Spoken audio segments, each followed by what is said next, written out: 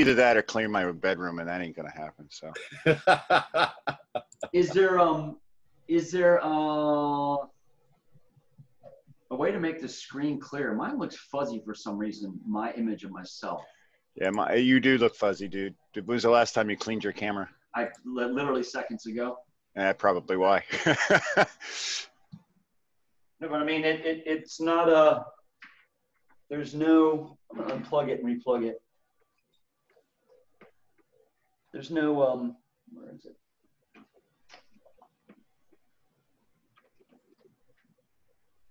Everybody's muted when they come in.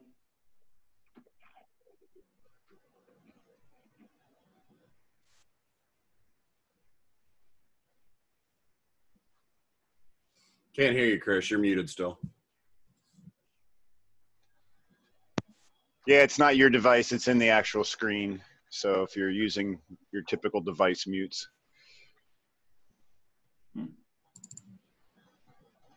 Oh, that's terrifying, Michael. There we go.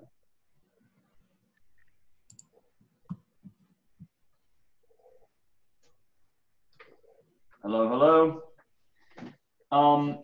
And what I'm going to ask everybody to do is on the top right, as you pop in, there's the 3 little dots. You can rename yourself. So put your business name in, like. I am my own business. Yeah.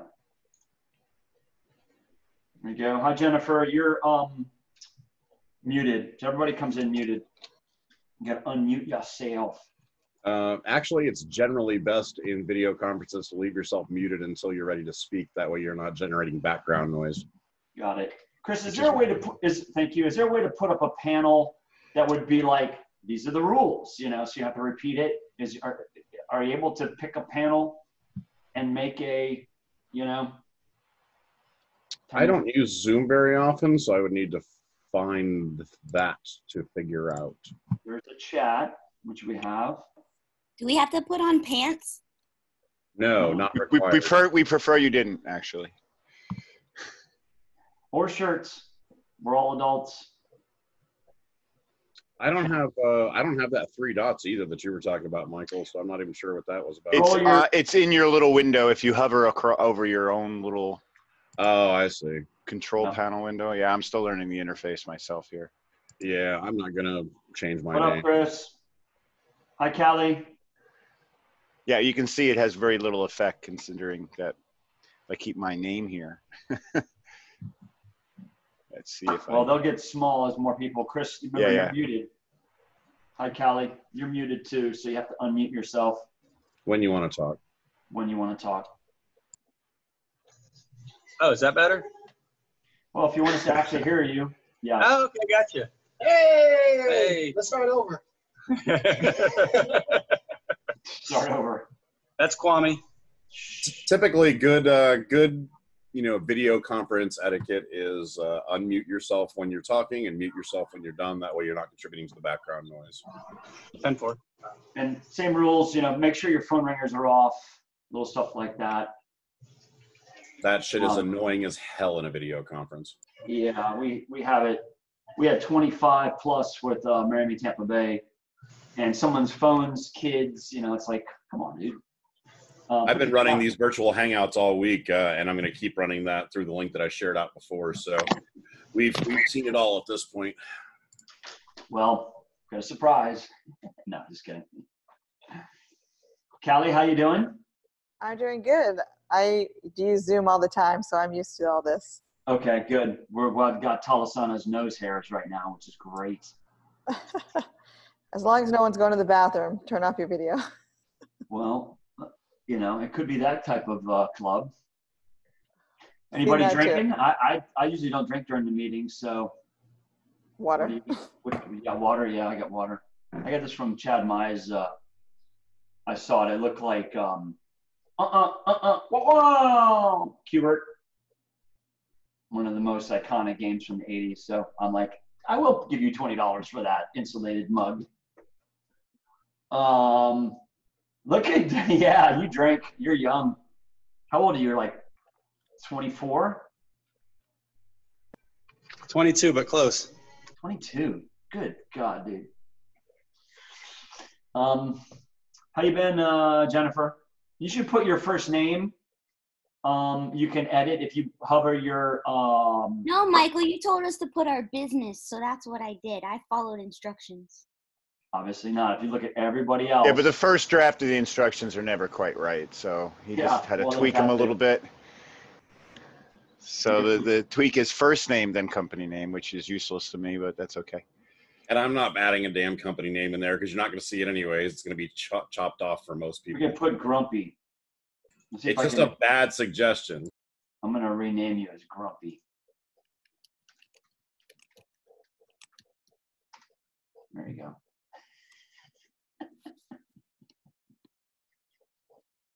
How you been, Jennifer?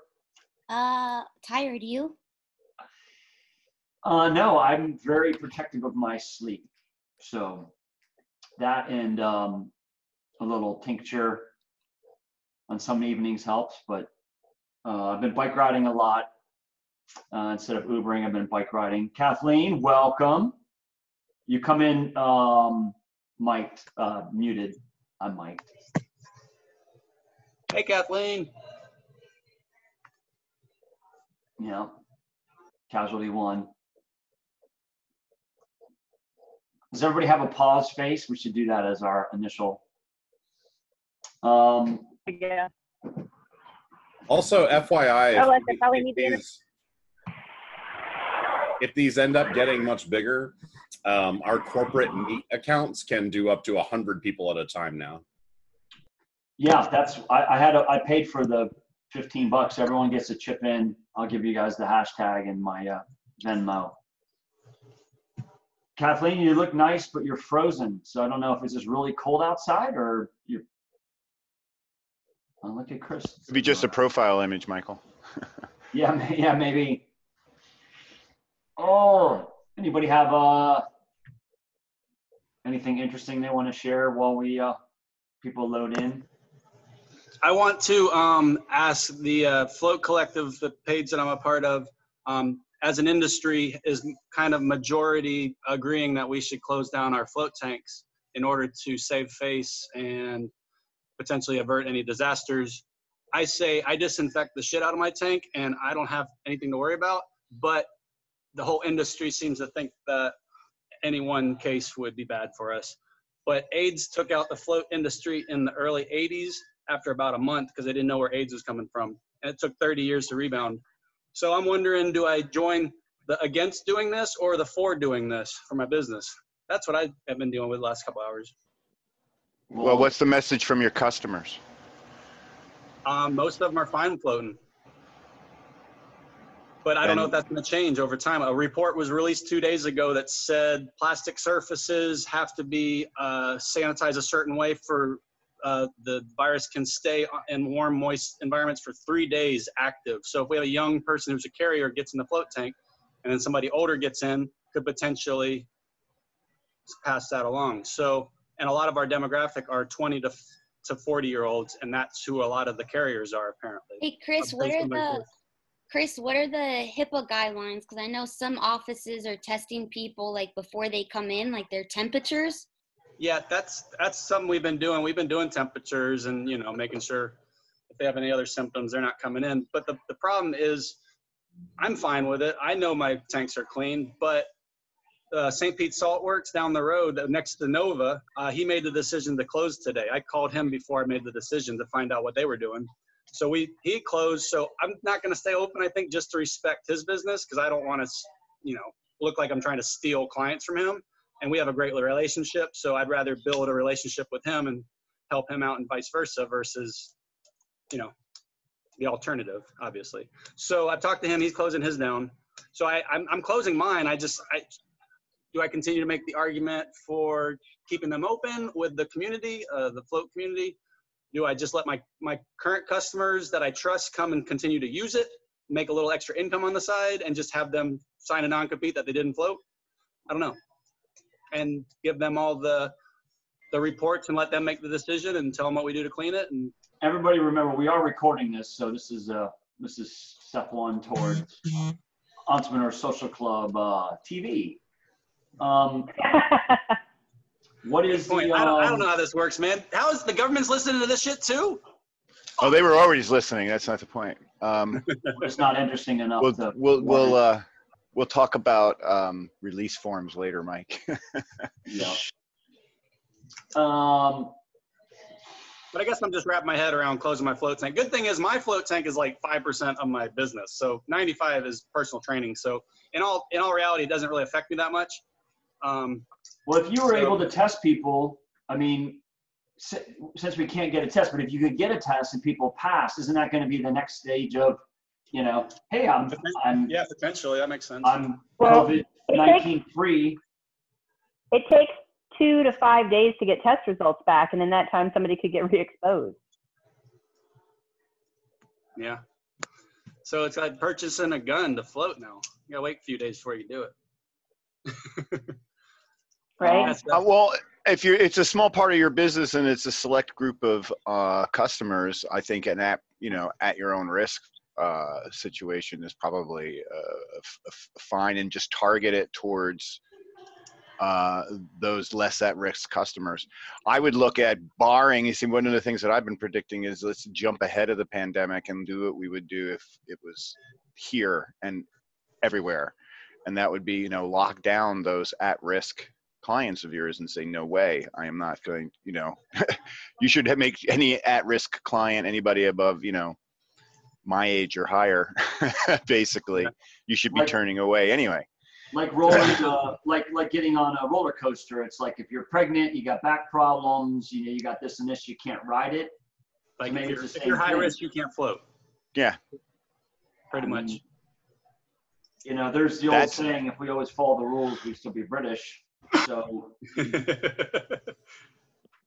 I mean, you have to feed yourself and your family, but, you know, I think giving people the upfront, here's the rules. And if if you're going to sign the waiver, you know, it's like, hey, we had roller skating parties at Nova. You have to sign a waiver saying you fall on your ass. It's your own fault. You know, you can't sue me. But, Tim, welcome. I like the gray screen. And Jennifer, you've AKA make it even longer. Yeah. How do you change your name on this? If you hover over your little window, there's 3 little dots that pop up. It's in the if it's in the upper, wherever you have your. It'll be in the top right, upper right. Gallery view. Michael, you thought I was joking, but I actually had to put some pants on. Oh, nobody here is joking. I mean, Chris, Nick, and I built Nova online over probably a 4 or 5 year period, and you know, Chris was never dressed. Chris was never dressed. It was a horrible experience. You could tell the level of sleep and hangover he had by the width of his hair. It would go from normal Gandalf to enraged level of, you know, eyes like this, and one of those troll dolls. That's it. Totally. I think. No, we were never dressed during these things. Definitely no shirts, and I couldn't see underneath his desk. I preferred it that way. Yeah, here's a real troll doll my brother bought me back from somewhere. Kim, how you doing? Are you jumping in or? Yeah, doing good. I'm right here. Okay, we can't see anything. We see a gray. I know. Are you underneath the desk of your husband? Michael, you were supposed to know that. Good job, Dave. I'm here. There's that thing. Hey. Like it's your first. There you go. There's mini blinds here, so. Hey, I don't know what Seth's doing. He's muted and he can't. I mean, I love the tech. I love the tech people. Maddox. Hey, my Mac has an issue with Zoom, so I'm trying to figure out why the camera's not working on it. Yeah, it's okay. Call somebody that knows anything about technology. We got the float guy, no problem. I have a Mac. We have the realtor, no problem. We got the chocolate girl, no problem. Well, the guy that makes millions of dollars a year on hosting.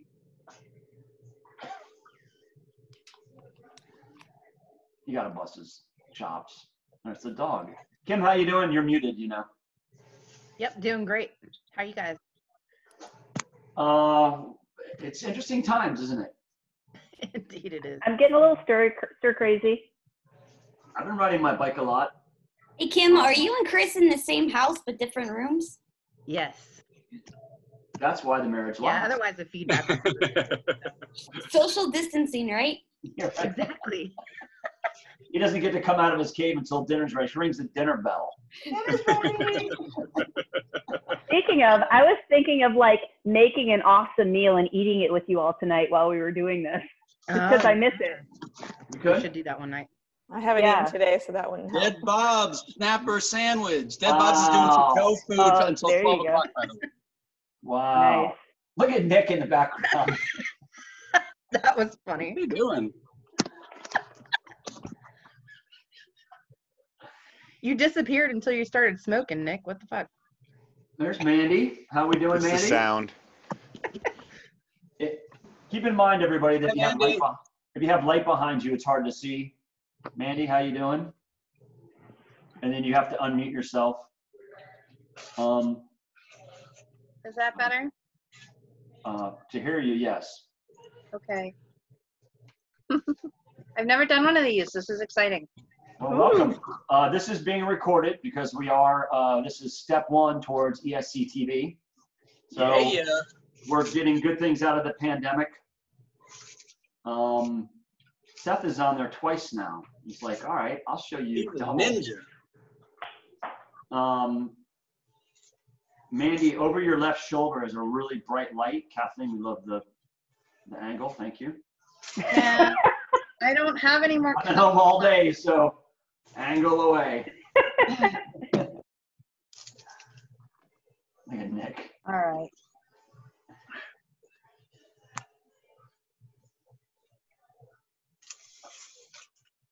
It's kind of weird. It's a different vibe when you have to, like, you're at a screen, like there's no, it's very different analog to digital. Like people would be walking around right now, cocktail, blah, blah, blah, leaning against the bar. Look at Chris.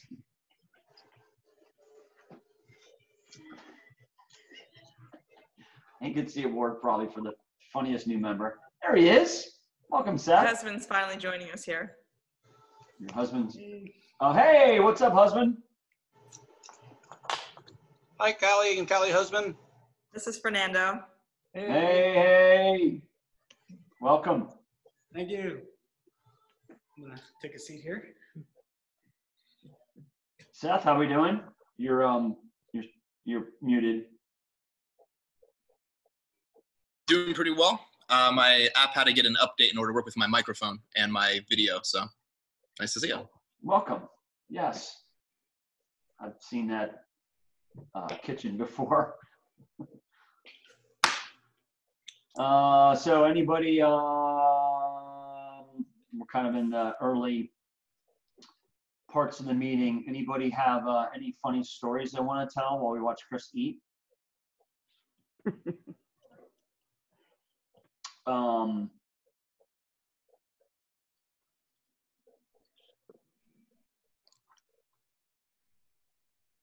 Okay. Kim, what are you cooking that's interesting? Since you're Let's see. A couple nights ago, I made some really thick pork chops. They were pretty good. Doing some London broil tonight. London broil. And we did some chicken Caesar salads the night before that. That sounds good. Yeah. What's the spice of the season now? Anything that's more Well, I mean, kind of herbal-y stuff is typical for spring, like dill and, parsley for seafood and stuff like that. But there's nothing that really stands out. I probably should get my laptop so I can take notes. We should do a, who stocked up on what? Like I stocked up on honey was one of the things, and coconut water. Mm-hmm. Anybody have any interesting things they stocked up on? I did not stock up. I got a full leg of prosciutto di Parma. Oh, hell yeah. Is that what that is? Yeah, Wow. yeah, it's like a 15-pound, 13-pound leg of prosciutto. Hell yeah. I'll bring the cheese. Right? I'll bring the Oh, wine. man, everyone's like, you're prepping, right? I want to go to your house. It's like this big old thing of prosciutto. Yeah, it's amazing. None of the good stuff is getting taken off the shelves. Like everybody's out there, stocking up on stuff that I wouldn't want to eat. Yeah. Toilet paper. Toilet paper, yeah. Toilet paper. Yeah, I tried to get away with as much frozen food as I could and stay away from as much canned food as possible. Just because if I want to eat it in my normal life, why would I get it for storm prep, basically? Yeah. I did the same thing. Well, I'm getting ready to do that reboot with my cousin tomorrow. So I just stocked up on a bunch of fresh stuff, and I have like, dried beans and, just a lot of food I would normally eat, but more of it. Make sure to pressure cook your beans if you don't already. Yeah, I do. Pressure I have cook an them Instant Pot. Pressure cook them will break down the lectin inside of them. And it'll make them more tolerable to your body. What's the difference between cooking and pressure cooking? For 24 hours first. Pressure cooking takes less time. Oh yeah. This is You can still cook them regularly and they'll be fine? You can eat them, yeah, but you'll have a higher lectin count. So it'll just be easier for your stomach to palate. You won't have as many digestive issues. It's not going to slowly poison you if you eat a lot of beans. I eat a lot of beans. There's a certain brand that already pressure cooked them for you. It's like Eve something. It's got a light green, mint green label on it. Huh. If you go to Rolling Oats, it's the only thing they sell, basically. They're already pressure cooked? Yeah, pre-pressure cooked. Kidney beans, garbanzo beans, lentils. Health is the first wealth. Hi. Hi. So like this. My name is Melody.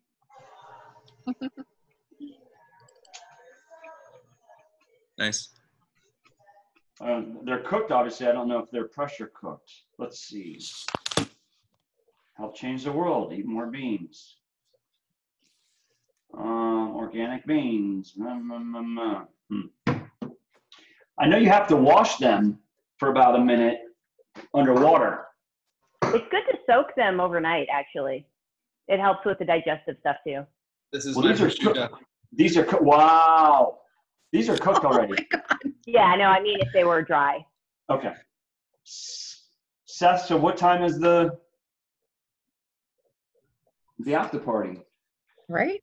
10 minutes after quarantine is over, you're all invited over. My quarantine ended 10 minutes ago.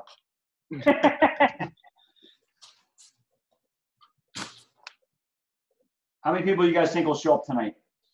We got 4, 8, 10 right now. It's early, isn't it? Yeah. People usually start trickling in around 6:30, 6:45-ish. Yeah. So. Mandy, how you doing? You're quiet. I'm fine. I'm still trying to figure out how to use this thing. I went over until another window and then I couldn't get it back, but I got it back now. Yeah. I've never done any kind of conference call. In your whole life? No, never. I've only done like individual Skype with my mom, like a one-to-one. Wow, look at Kathleen. My first too. I have a virtual background, too. Yeah, so if you take your cursor and go in the top right, you can mute yourself, and then you see stop video, rename pin video, spotlight video, and hide self view. I did figure out how to get everybody to be a medium size icon instead of tiny with like one main one. So I don't know. I don't remember what it was called, but I already did that. How do you do the background? Huh? How do you set the background? You Spotlight. go to the 3 dots that are more. Yep. And if you go, it says virtual background on mine, but I'm on a phone, so. I don't have a virtual background option. I want a virtual background. I'm paying for it. Check under advanced. Yeah, I don't see that. It may be when I looked into it, there were some limitations depending on what your system is capable of. So older computers might not be able to do it. I don't know. Just called you old. Where you guys are at with that. But, I heard it. I mean, I don't know how new it needs to be, but my phone does it. Yeah, no, that shouldn't be the problem at all. There's plenty of horsepower. I feel like my computer's just fine. During the initial setup, I did it as part of the testing. but so it might be part of the properties. Yeah. I put a link on my it'd be under Facebook video page. settings then. Yeah, that's what I'm thinking. Yeah, it's under video settings. Virtual background. I'm seeing it. Yeah, yeah. so if you Right. go where it says stop I got video, it down there. There we okay. go. Oh, look at that. All right, let's see. Virtual. I could always do a screen share if needed. Oh, you have to create your own? Oh yeah, it doesn't have any options for me. Oh, Yeah, Yeah, you have to upload one. There's one that Thus the St. Pete generic background, Michael. Yeah. I had 5 whole minutes to find one. I think I took that picture. Welcome, Julia. We're gonna rename you to Julia. There you go. Hey, Michael, I just like to say that traffic was much better tonight, and Rocco says hi. Yeah. And what? Rocco. We got dogs. Yeah. I can't bring him to the meeting, so traffic and Rocco are better than Nova 535. How are chocolate sales? Not very good. Like, I did a market on March 8th, and one of the regular vendors said he only did a third of his usual, so I didn't even pop even between the vendor fees and how much it was for the chocolate products. What are you charging for your chocolate? At the market, it was, hold on, I can't remember. It was 2 for $4, 3 for $8, and then 12 for, I think it was 15. You said 2 for $3? No, I can't, hold on. I can't remember. Hold on one 2 second. for 4, she said. Yeah, it's certainly too low, right? Maybe this was the wrong weekend to change the name to Coco Rona. I see what you did there. No, it was 2 for $4, 4 for $7, or 12 for 8. I think you should double those numbers. Well, but it's each individual bite is $2 that way, right? Yes, ma'am. Box. Yeah, it was 2 chocolates for $4, 4 chocolates for $7, or 12 for $18. Got it. All right, let's You see. can text message on here? That's cool. You can. Vendor sales are the hardest. Julia to everyone. Okay. You guys have chat on the bottom. This is like introducing toddlers to crayons. Jesus Christ.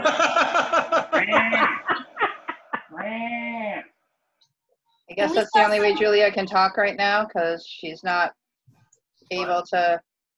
She might be muted. Julia, you might She's be not. muted. She was, but she's not anymore. I'm muting her. I muted her. Hey, Chris, Trying to if use it's, her thing, but giving not. crayons to kids, are we allowed to have like smells on here too? Are you allowed to have smells? Is that what you said? Yeah, Chris said that this was like giving crayons. You want me to turn it around? No. So like send a smell to somebody, like a fart smell. Well, when I was at CES 2 years ago, 3 years ago, they had created I don't know, some crazy guy from, I think he was Japanese, created a box that you could send people smells over the internet. You know, if you had a box, you could send that, so you could receive smells. Pretty interesting. I don't know if they have if they ever did anything with it. Nope, they did not. Smells I wouldn't buy that. over the internet. Well, it popped right up. Oh my God. 2018.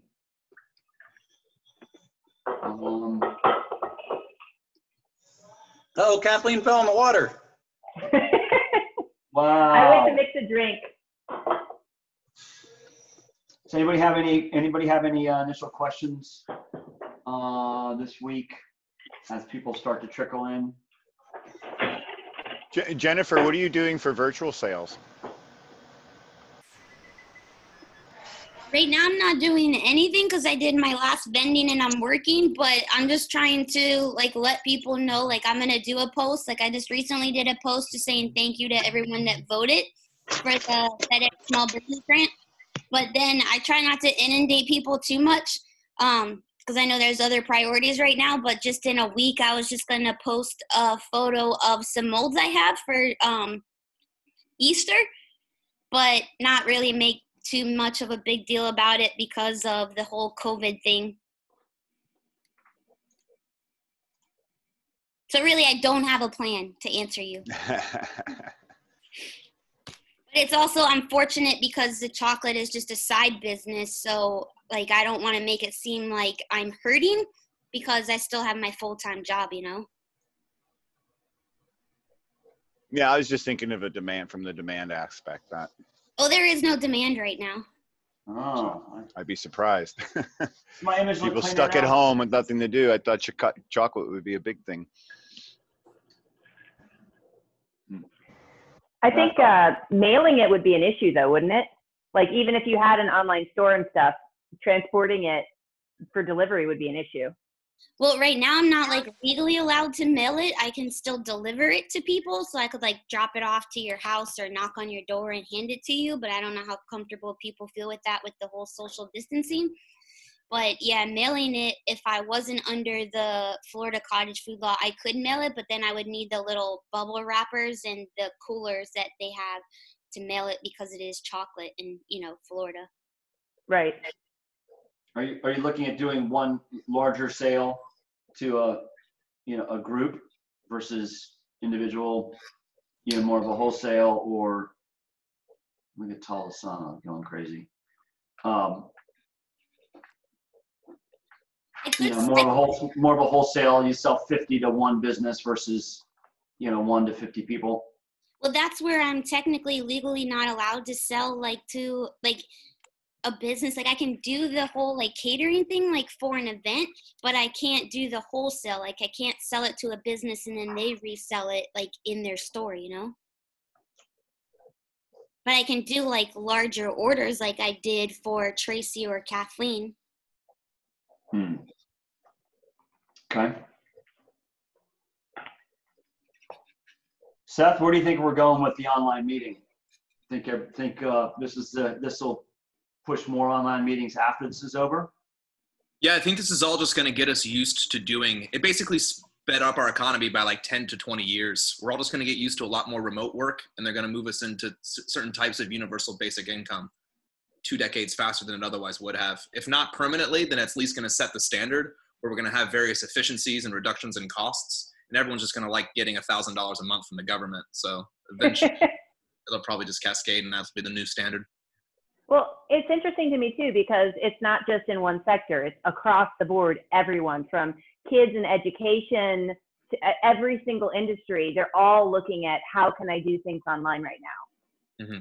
Yeah, usually we have to move by the slowest mover. So we're all limited by the person who's least willing to adapt to the new setting. And then eventually the last 20-30% are just stuck under the rug. They're just swept in with everybody else. But this is kind of pushing it a lot quicker. The main issue, though, is what they call the digital divide. Not everyone is set up to do this like we're doing this right now. There's a big gap of people that don't have the technology, they don't have the internet connections, and they can't physically do this type of work. Yeah, internet should definitely be a utility, not a privilege. Should be included in everybody's rent or whatever. But that's what we're going to get with space internet once Elon Musk finishes that with Starlink. Basically, they'll just give you some pay-to-play ad-based platform for free internet or something along those lines. Okay.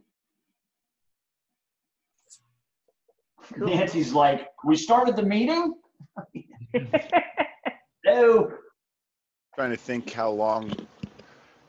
Google had one of those that were with balloons that they were trying to do about 10 years ago? They specifically did deliver internet to much of the west coast of Africa that wasn't currently covered by municipal infrastructure using balloons. They called it Project Loon.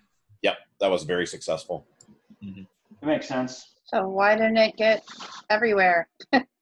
Because it's not good for everywhere. I mean, think about trying to have a balloon-based internet in Florida where you have hurricanes. And it only works in places. I got that balloon. That's just the best choice. Facebook tried to do it too, but they put it on top of the only rocket that Elon Musk ever blew up. of somebody else's stuff. Yeah, you know who blew it up was Google. They're like, Yeah, there was conspiracy theories, like somebody was there with like a sniper rifle, or somebody loading the gas didn't quite do it right because they were paid. There's like all sorts of people complaining that it was some sort of conspiracy because they had competing systems. Does anybody have people at home now? Like I live alone, so my quarantine's really hasn't affected my work. Seth, you work from home pretty much, so you've been about the same. Yeah. Chris, other than you're equally the same either way. Kathleen, what about you? Like Jennifer's all her business, she has to sell something physical, but you can make it all online. Talasano's needs online. There's Nancy. I have to go out to show houses, but it's pretty easy to limit contact, leave some space. So I've done that twice this week where I go out and actually met somebody that wanted to see a house. But for me with it, it's more about like, how is this going to impact my industry? And if things get more restricted, how it's going to be impacting the ability to close contracts and stuff like that. Well, we did a 360 video Nova a long time ago when it first came out, and it's a little blurry, but it works well. It's a video tour, so it's me walking through Nova, but you can then pivot and look around the entire building. We're going to do another one. They already yelled at me. There's another one that's coming with Wedding Wire. We renewed, and now it's this thing. So we're just tweaking up a couple little things. But if you're doing a virtual tour, aren't you kind of nervous that, hey, why do I need a realtor then at all? I mean, like for us, one of my concerns is AR, because I'm like this. We don't need to rent Nova. I can just put these glasses on and hit my pipe, and I've got the party right here. No, I mean, it's never been an issue. Part of my job is marketing, but a lot of other things happen between somebody deciding they want to sell a house or buy a house and closing. But a big chunk of it is marketing, but I do the virtual tours. So like, yeah, I mean, somebody could easily have all this time gone and hired a photographer and built their own website and, taken the list. Like I give people a list. Here's the things you need to do. Like they could just take that and go do it themselves, but they don't want to. Got it. Nancy, how you doing? You got a huge light in your background and frozen up. It's probably your first time on TV, sweetheart. So what's up, Deb? Good angle. There you go. Bring it up. Hello? You're muted. You want me to unmute you? Deborah is muted, and I think Nancy froze. All right, Deb. Yeah, Nancy's on her mobile.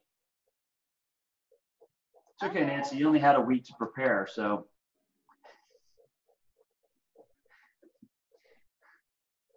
Who's had the pleasure to spend quality party time with Nancy Alexander? She is one funny lady. Aren't you, Nance? Huh? Yeah? Huh? Yeah? Deb, are you okay down there? A little froze up?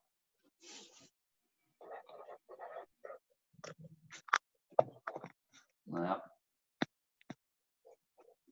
Jenkins has learned a lot of patience. He's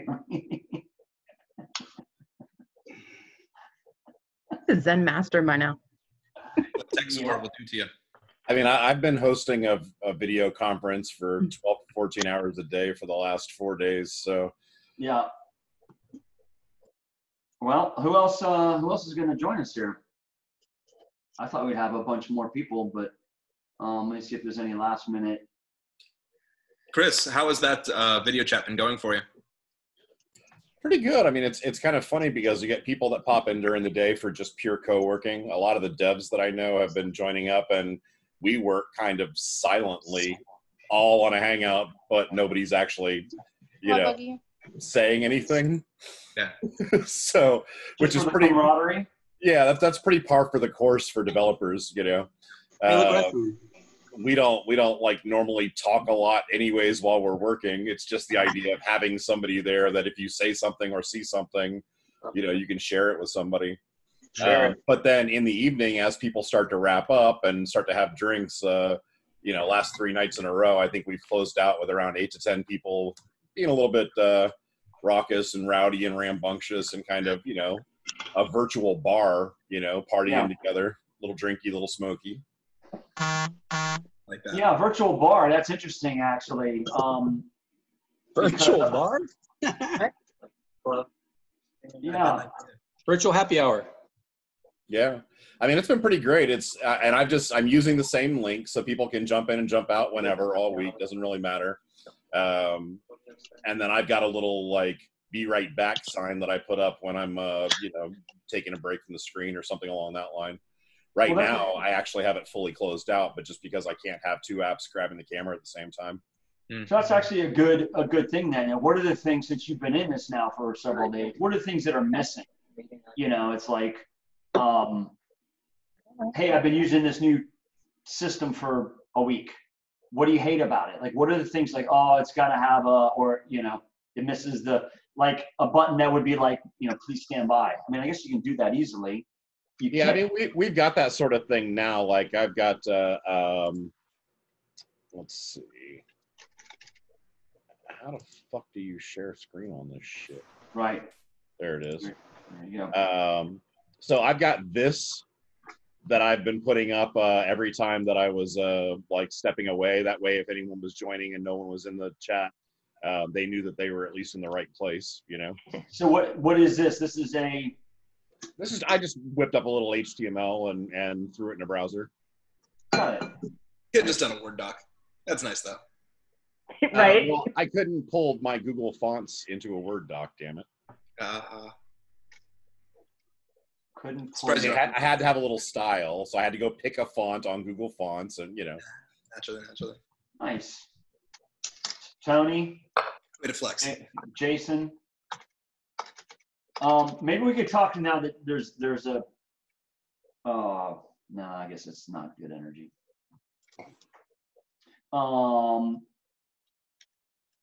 Tony, you got to unmute yourself. Let me unmute him. Tony?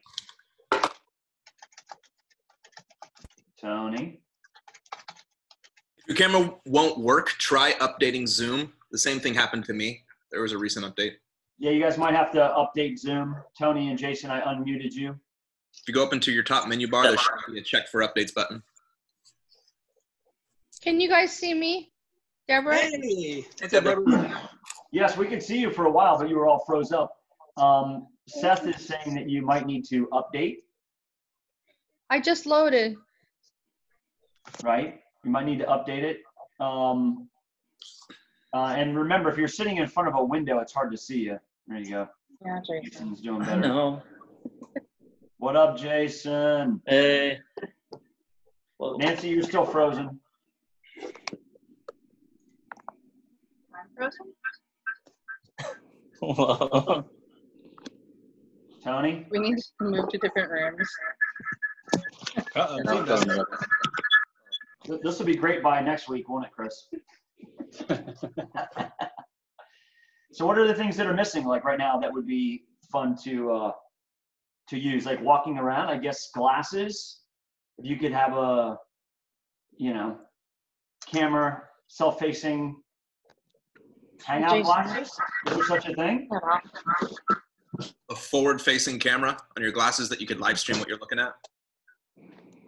Yeah, and still watch what's going on. Yeah. Yeah, they have it. The issue is the bandwidth that it takes on mobile to keep it up. One of my employees is a Twitch streamer, and he created this little rig which allows him to walk around conferences and live stream his walk on Twitch, but he had to custom rig some stuff for it. It's very DIY. There's nothing official that allow you to actually do it. But he had to rig together some hotspots. Pretty cool. Can you see me? Nice. Tony, welcome. We'll do our Nancy. You're still frozen. I guess there's a way to. Should I kick her off? Force her to come back? What do you think? Just scoot in. Yes, probably. All right. Bye, Nance. I'm going to remove you. Oh, you're not be able to rejoin it. Uh-oh. No, I don't want to do that. Let's see, I gotta change No. my. Could you send her a Doctor- message on the chat? Just telling her she needs to close out and restart. You know, I'll do is I'll text her. Whose feedback? Is that mine? Anybody else hear that? Yes. Oh God! Please mute yourself when you're not talking. Yeah. Remember, if you have your phone on, my image is a lot clearer now. I had to set myself to HD. It was in my settings. So in case anybody else wants to be HD. And we are recording this, by the way. So welcome to Entrepreneur Social Club Virtual #1. Kyle Fleming. This is more like version 0 because this shit is beta as fuck. Yeah, but this will be the bloopers, you know, and the 20 years later, like Friends, we're all getting $1 million an episode. You know, this will be like, oh, look at that, how funny. Kyle Fleming. Through this. I'm interested in Genfire chocolates.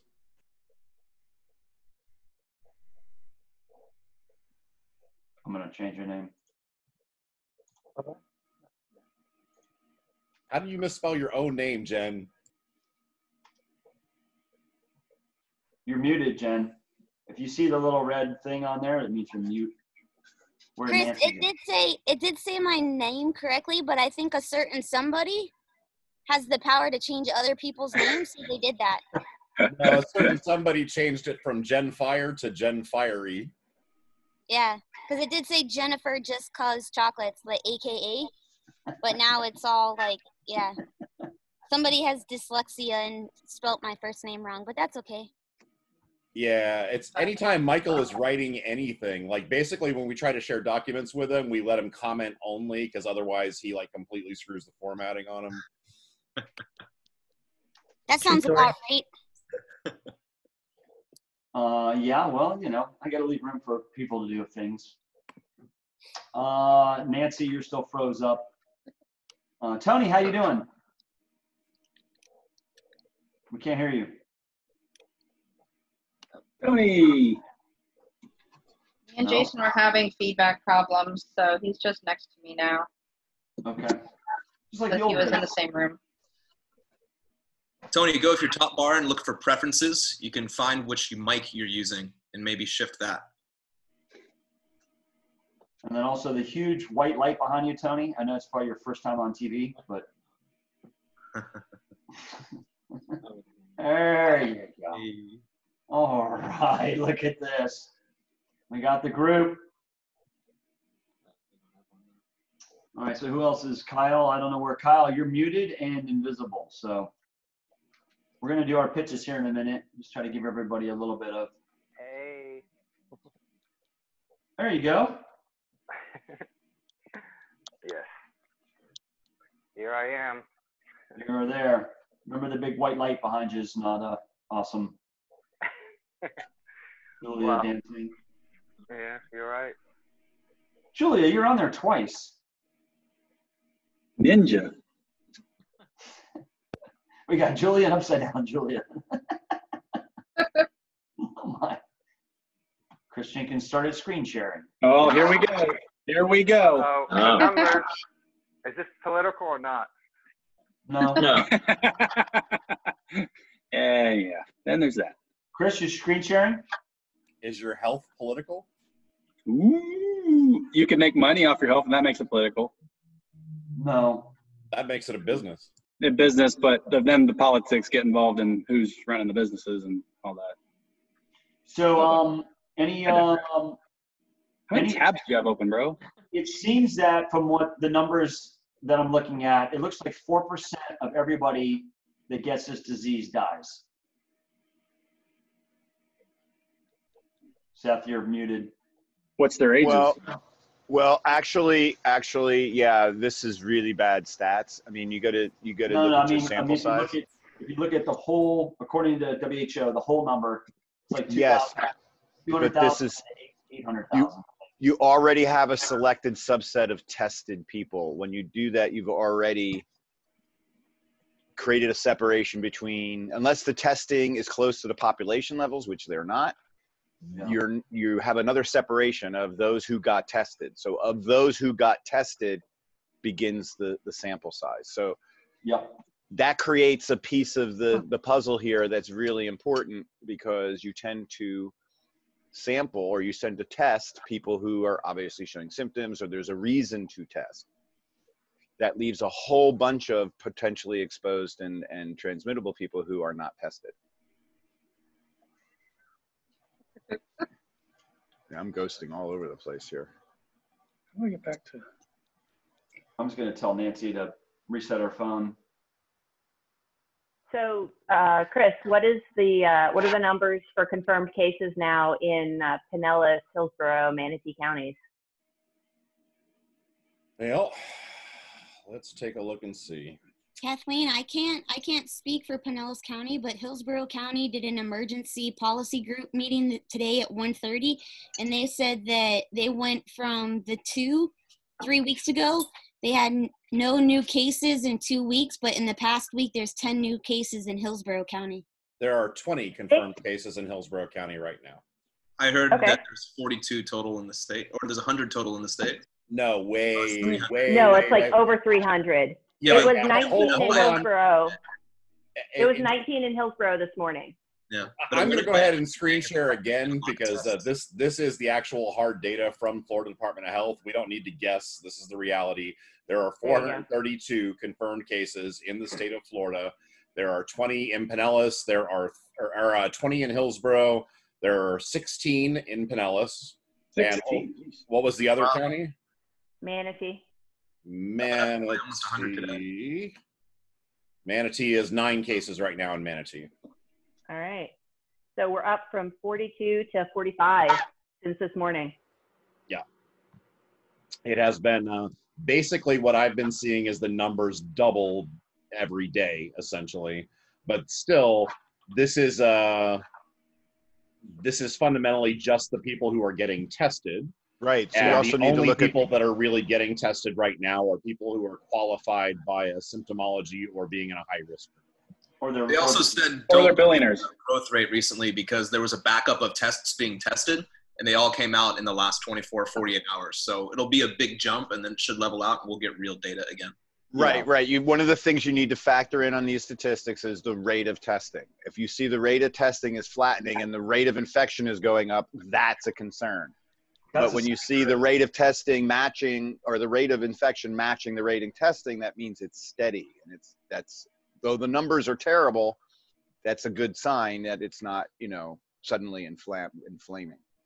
So that's the unfortunate part of here is you really need to know stats and how to read stats to get anything out of all these numbers people scream at you. And some of them could be goddamn awful. I mean, it could look like a whole bunch of people died overnight, when in fact it has to do more with reporting and testing and categorization, and the rates haven't actually changed. What is the percentage right now? So it's 200 and that's about 2.5% global, right? 242,000. 242. Yeah, somewhere about 2.5% mortality rate. 98. In our meeting today, they had 4%. Was only 0.1%, and this one is 2.5%. It's just a lot. Yeah, and again, this is because this really is not. We don't have 100% test or anywhere close to it. Right. We should not even worry about what the percentage points are. We really should be just worrying about what effect you're supposed to be doing with the active. I went into it, I mean, very optimistically from a standpoint of from business perspective, but from looking at the pandemic, looking at it pessimistically, saying, okay, let's assume everybody has it. So what do I do then? Right. So we got to isolate people and stay away from people that are at risk. You need to assume that you're a carrier, so treat other people around you like you. Stop it. And then use those types of behaviors, and instead of trying to look at because there isn't going to be nothing statistical, reasonable, or rational until long after the effect, when we can see what the actual numbers of testing versus population are. Doesn't Nick look like the Grim Reaper with his? Yeah, I almost did the hood, the black hood, but That's what it looks like. Extreme. But yeah, so I mean, the thing is the percentages shouldn't affect behavior. It shouldn't affect what we do and how we respond to it, because they're not going to be accurate until long after they're useful. When you're talking about percentage of infection rate, because the difference between, while there's a lot of numbers, but in terms of people between 2.5 or 1.5, the responses and the effectiveness shouldn't really change. We only have about 2% of the U.S. population that's actually been tested right now. Right. So, yeah, it could, and all the data that we have from other places is so widely variant in terms of the population percentage tested. So you have some that are showing this huge rates because they only test the people that are in the end game, which is obviously going to give you a higher number. Asana, you're out of control, dude. So Nancy, you're still frozen up. I tried to call her, but she's not. I don't know who else is going to join. We can do our pitch. Is there anybody new? We don't have any new. I don't think there's anybody new. Is that Nancy? I was expecting a lot more people today. Hey, Chris, can you go back to your screen with the guy in the background? This guy? Yeah, what is he doing? Standing there. Christian, Making an imaginary wedgie. Oh, Talasano. Yeah. It's well, he might. I don't know. His hand's on the outside of his butt. And this is my chick 3D model. She's got a nicer booty. Is that from Grey's Anatomy? Switch the speaker view here. No, it's just a 3D drawing. Thank you for the funny emails. Tony, how you doing down there? You good? Yeah, can you hear me now? Yeah, the radio guy gets the radio working. The TV lady gets frozen up. I love the irony in this sometimes. You good? Yeah, I think so. I hope so. Kyle, how you doing over there? You got to unmute yourself. I'm good. Welcome. Good here. Whose business has gone up so far because of this? Is anybody unless you own toilet paper company or a grocery store, I don't know. That'll be interesting. Our sales have been really doing well this week because everybody's cooking from home, and we've even had some of our companies with that are specific to drive-through food and stuff like that, and put in huge orders for this week because their businesses are doing well. So very thankful for that. Nice, congrats. I've had a lot of obviously people ordering and stuff. Callie, what's the name of your company? You can only see part of it. AC? ASEA. And what does this stand for again? Nothing. Okay. Just the name. It means to the sea. ASEA. ASEA. I'll see you later. Exactly. Nancy, I wonder if we can boot her and then put her back in. I'm going to try. I'm going to remove her. Now, I don't know if I can invite her. Let's try Gmail. For my school, we're a nursing school, so we're going to keep business as usual. We're going to start the term on time, but everybody's online. And I'm still working from work, and business is the same, but we feel that after this, it's going to explode because everybody's going to want to be a nurse, and most people are going to be unemployed, and they're going to want to go back to school. So, Callie, tell us a little bit more about your business. What do you do again? You have a It's basically a product, it just comes in a bottle like the million bottles behind me. We just had a presentation yesterday, so this is all up here. Okay. But it's basically the body's ability to signal. All of our bodies are already doing this, but this is just enhancing the signal so that your cells can replace, any damage. And, they've done testing on it. So they tested 5 different pathways, and one of them, immune system health, was one that was tested to be improved by at least 30%. that's kind of one of the key things right now, you know, and then many other areas too, but it's basically native to the body. So there's no interaction. It's nothing that's, no one can be allergic to this. If you're on medications, it doesn't matter. You already have this in your body. So you're boosting a natural substance. Yeah, it's made only from 2 ingredients. It's literally salt and water, just like what your cells have, salt and water. Okay. Obviously, it's changed. There's a whole lot of science and stuff that goes on behind it, but it's basically the body's communication system. And how did you come across this? I was really sick. A friend of mine actually didn't even know I was sick. It was helping her, so she told me about it. And I saw someone who was using it who I thought had died. So that was kind of like, wow, okay, he's still alive, so maybe I should try this. What were you sick with? It was autoimmune condition having to do with the whole basically gut health and, you know, especially since we're recording this, I'm not really supposed to say conditions, but, you know, put 2 and 2 together. It's, it has to do with the whole digestive tract and, you know, I couldn't eat or really process anything. So this salt water, enhanced salt water, improves your gut health. Basically, you know, you basically think of it as this. It's foundational to anything. It has to do with the cells. Okay. You know, every single condition has to do with cells that are, you know, going bad. So if you can improve that communication system so the cells can repair themselves the way they're supposed to, that is what this is doing. It doesn't take the place of foods, you know, whatever supplements, you know, exercise, but this is a foundation that you would put in. Because if you're building a house, you want a strong foundation and then you put the materials on top. You don't have a crap foundation and then put all these great materials, which you're just going to lose them because the foundation isn't strong. Cells repair each other, or cells are in a constant state of copying, and then they grow, and then they copy, and that breaks down over time, according to the telomere.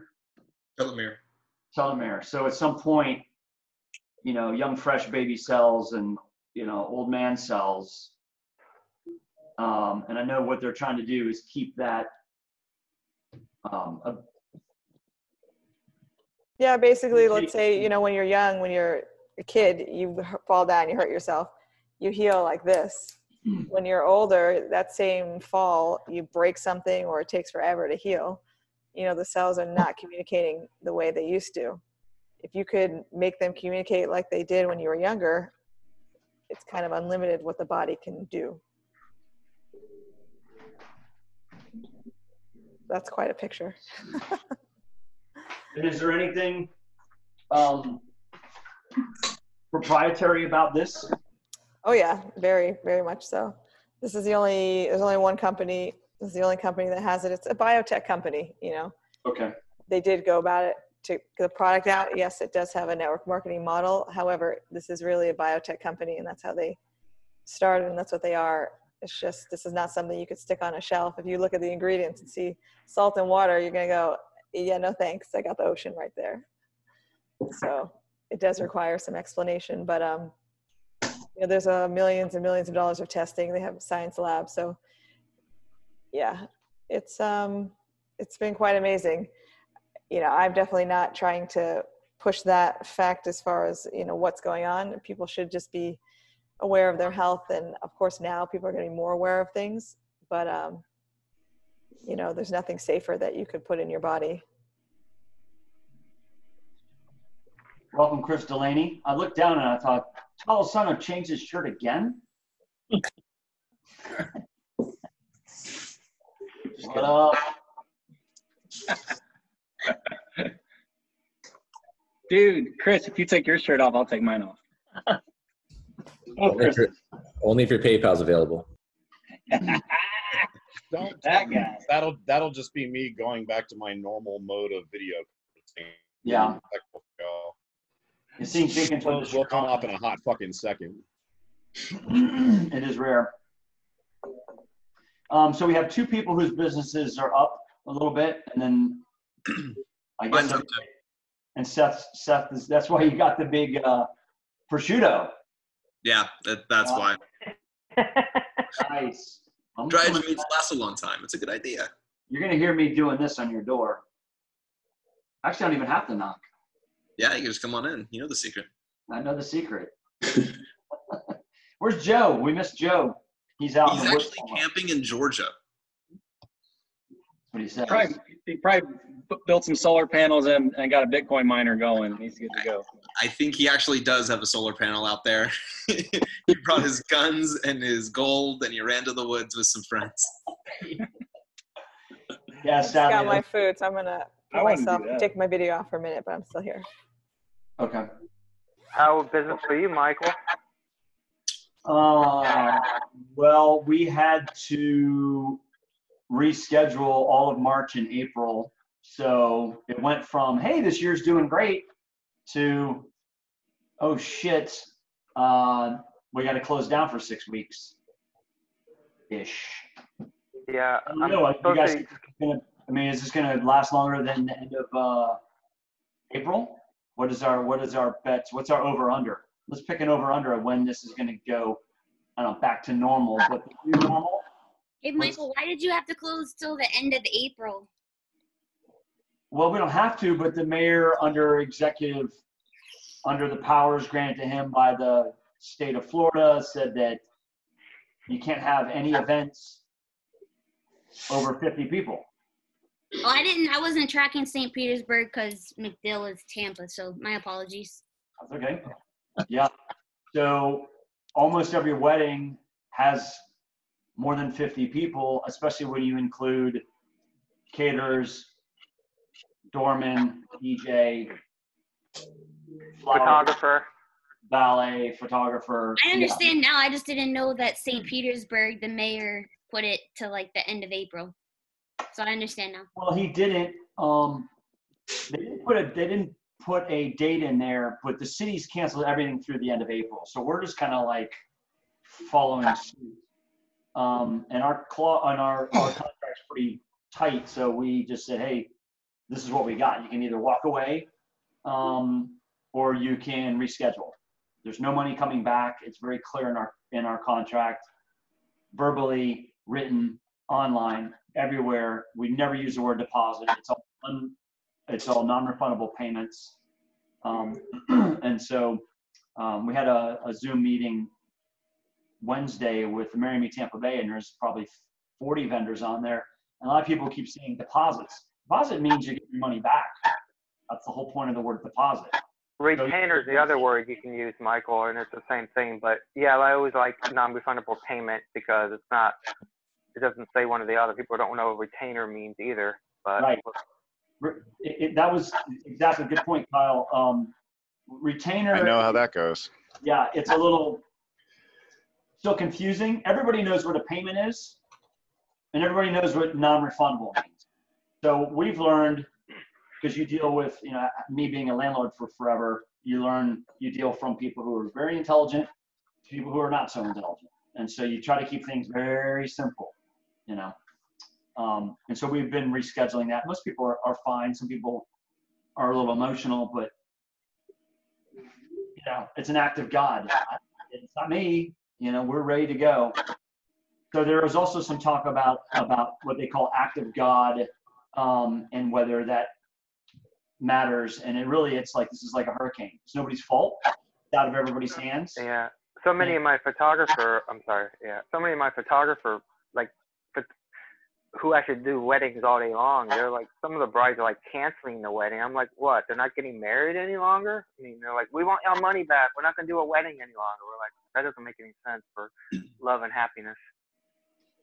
Well, these are the times, because I went through this before, and so you just learn as you grow, and you make it clear from the beginning. It's like, if you're going to hire us for an event, you're going to pay this money. Here's how you're going to pay.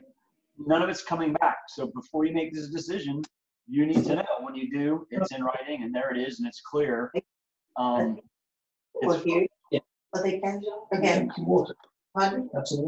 You can't get up. You get up. I'm going to sit and be you. Go ahead. I'll be you. Sony. All right, Yeah, so all of my hosting partners all have acts of God policies as well. It ends up giving us about 10% for every day that services are down. Okay. And for you, you have your own servers, Seth? No, we co-locate. Okay. Well, no. We wanted to co-locate for a bit, but we actually just rent our servers out. So we don't have any physical hardware that we own, but we do partially sell down on them. So it's like a hybrid kind of system. Explain that a little bit more. So you can rent assets, you can buy assets, and then have people host them for you, or you can just host them yourself. And when we rent the assets, there's 2 tiers. You can either just rent them for a monthly, you can pay for them annually, or if you talk with them and get big enough, they'll give you this like money down method where basically you'll do 1,000 down and then $100 every single month for a period of time. And it could end up dropping your monthly fee after about 18 months, 2 years, down about 30-40%. So if you know you're going to have something for a long period of time, you might as well pay it down to then ultimately open up your margin down the road. If you have cash. Chinkins, thank you, Seth. Chinkins, what did we with Nova, we got tired of Google Plus jerking around, so we are now renting from Black Chicken Host or C Media. What's the one where we put all of our images on for our websites? I'm not sure entirely what you're talking about. That happens. Where we host our images. Black Chicken Host. Well, there's Black Chicken, but then we have a separate. We have DigitalOcean Spaces, which is a separate, which is additional drive space that is dedicated to media hosts. Yes. There you go. Who is that? See how much better I can say that through Chris's mouth? Hey, Chris, could you introduce me to any of those guys? So we had, I guess, as everybody needs to pick the best background. Seth's got one going on. Can you have live backgrounds where stuff's running around? I guess if you have the bandwidth. All my cats. Yeah, we have cats. I have a dog. Yeah. Deb is. This is devolving quickly. Oh, Nancy, you know what? I need to see if I can get Nancy back in. My background is actually badly. real Minecraft, so you can physically go there and run around. That's amazing, babe. There's a cat. Cat. Has anybody used Zoom before? This is my first time. I took Nancy off. Yeah, I've used them before, although we tend to stick to Hangouts or Meet usually. I used it a half a time before, but only a half. Oh. First time on Zoom. Because I kicked her off. I thought she could reload, but I don't know. Or Hangouts over Zoom.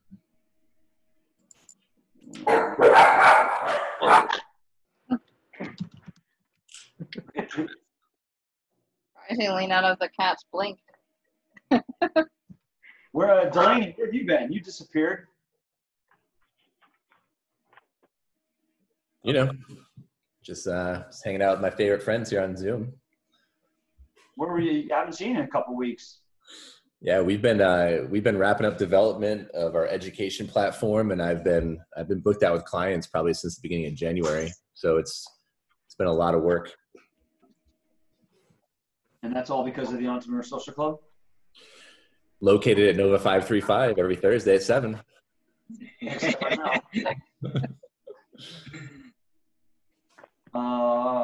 So if you're asking the over or under in terms of like a I think that's right. So if we're talking about like straight up normalcy, just based on what I'm seeing and talking to people in the service industry up in New York and people I know in various places, I don't think normalcy happens. I don't think it's going to be in terms of behavior. I think it's going to take us probably 12 to 18 months for us to figure out really what's going on. I think the challenge is right now, it's scary to see for me that there are people I know that just have regular full-time jobs who are home from work right now, kind of basking in it. But the economic aspect of this, the decompression of this is going to be really, really challenging. I'm still trying to wrap my brain around how we're going to support this in the marketplace. But, you know, I think I talked to Chris Tolasano the other day. I mean, most people I'm talking to right now, I'm doing like free Zoom calls, meeting with people from my network. Most of them are looking to take their knowledge online. And so I just see so many people, you know, going to Zoom for the first time, YouTube, trying to figure out ways to connect with their consumers. But man, the service industry is getting absolutely hammered right now. I don't know how that recovers quickly. Last time there was a huge loss of jobs like this in 2008, they had an effect called incidental entrepreneurship, where a lot of people picked up entrepreneurship because it just happened to be good for that time. Yeah. We see a lot of that happening right now, especially with people being forced to use the computers. Just like Chris said, they're starting to look to YouTube. That's a prime place to create a consistent revenue. Yeah. A lot of So it's not even, it's not uh, even like service industry. Like my friend at Sir Speedy, he's been there for 5 years, just got laid off because businesses are not putting print orders and events are not happening for the marketing collateral. So Sir Speedy laid off, and so it's not just the service industry; it trickles down effects all the way down. Yeah, that's a good. Let's do the over under real quick.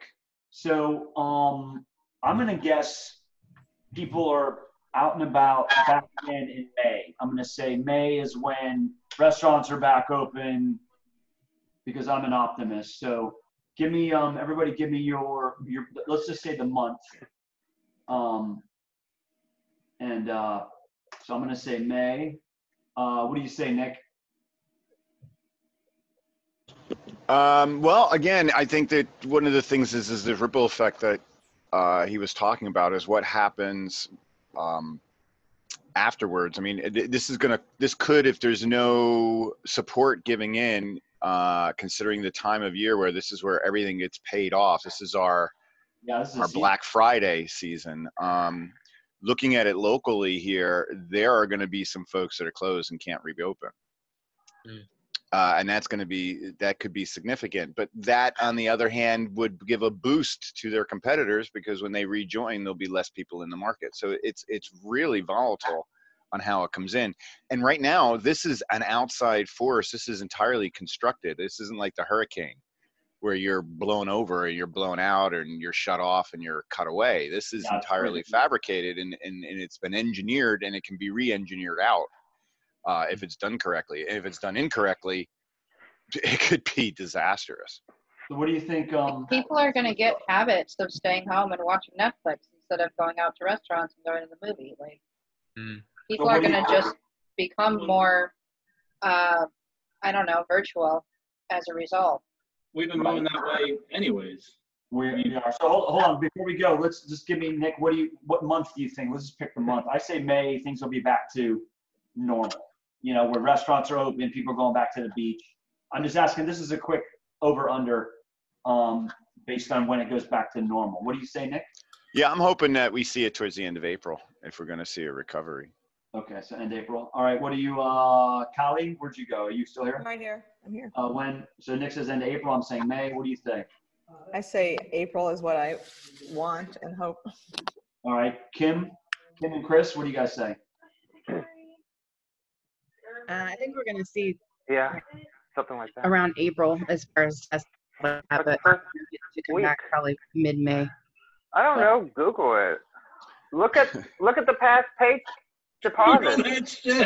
Kyle. Who's Kyle, you're live. What do you say? It's better than him going to the toilet and being live. That's true, I guess. Chris, what? April, May, June, what are you saying? Jenkins? Kathleen, what are you saying? I don't have over on this. I think that it's going to take a month for this to actually blow up.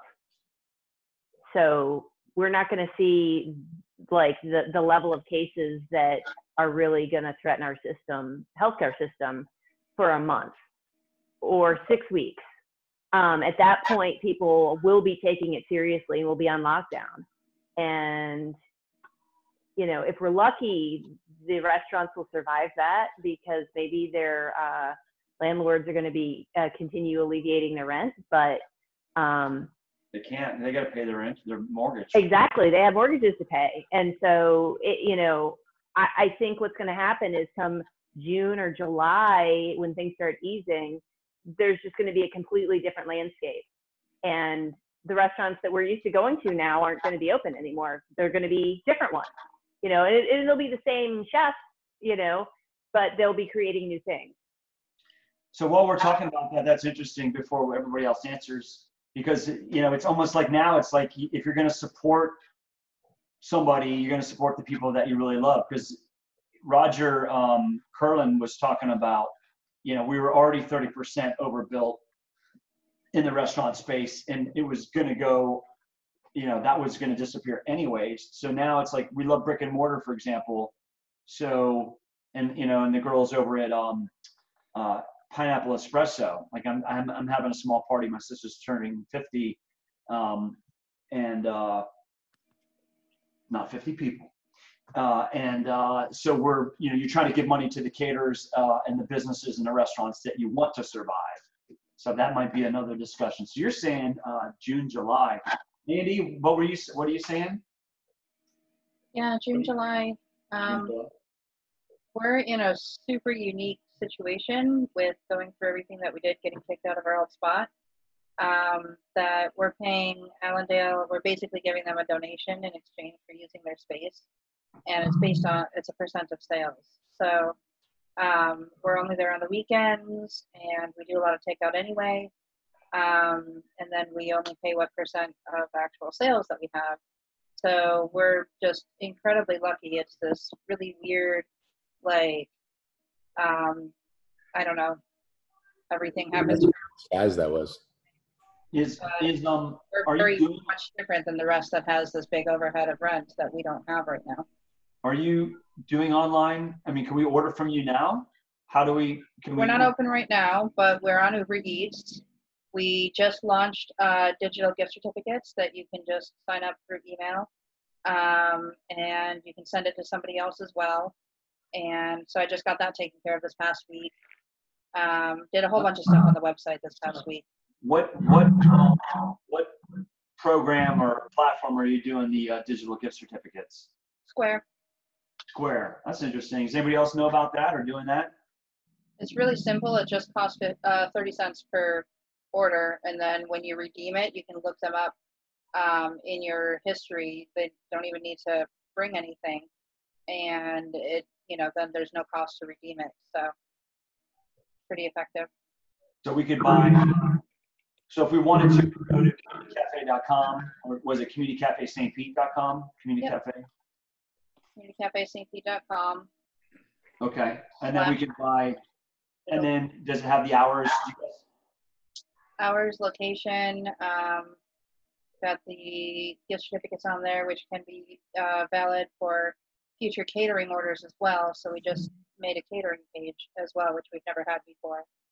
So I did a whole bunch of good stuff on there. So. Okay. Friday, Saturday, Sunday, Uber Eats. Well, yeah. Okay, so really you guys are the weekend. I mean, that's what I was going to say.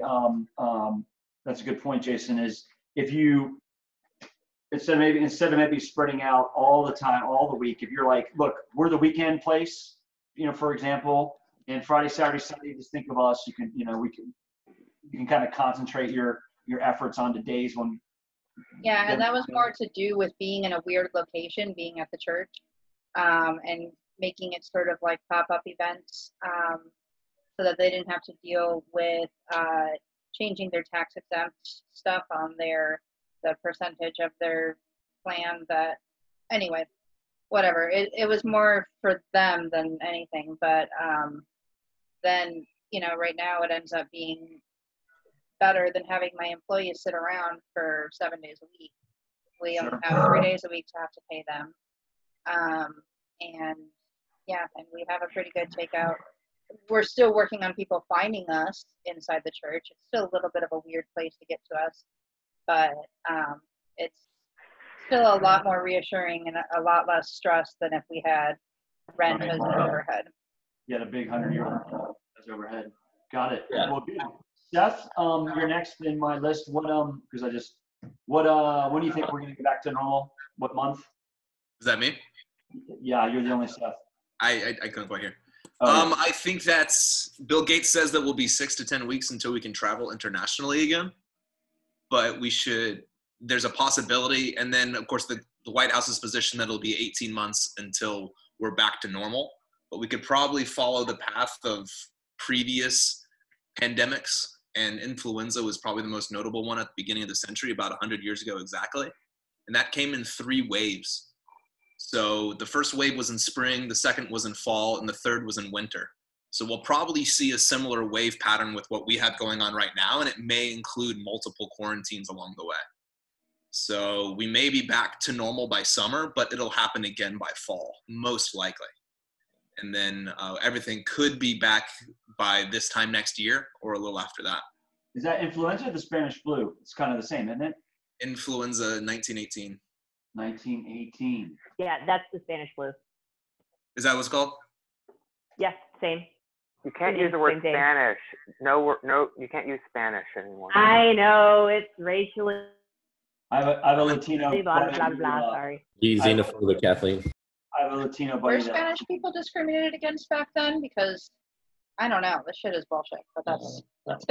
All right. Like calling it the China flu, though. It's like Jennifer, when do you think it'll be back? Thank you, Seth.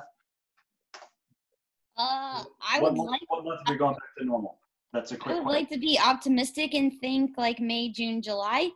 But who knows? Okay.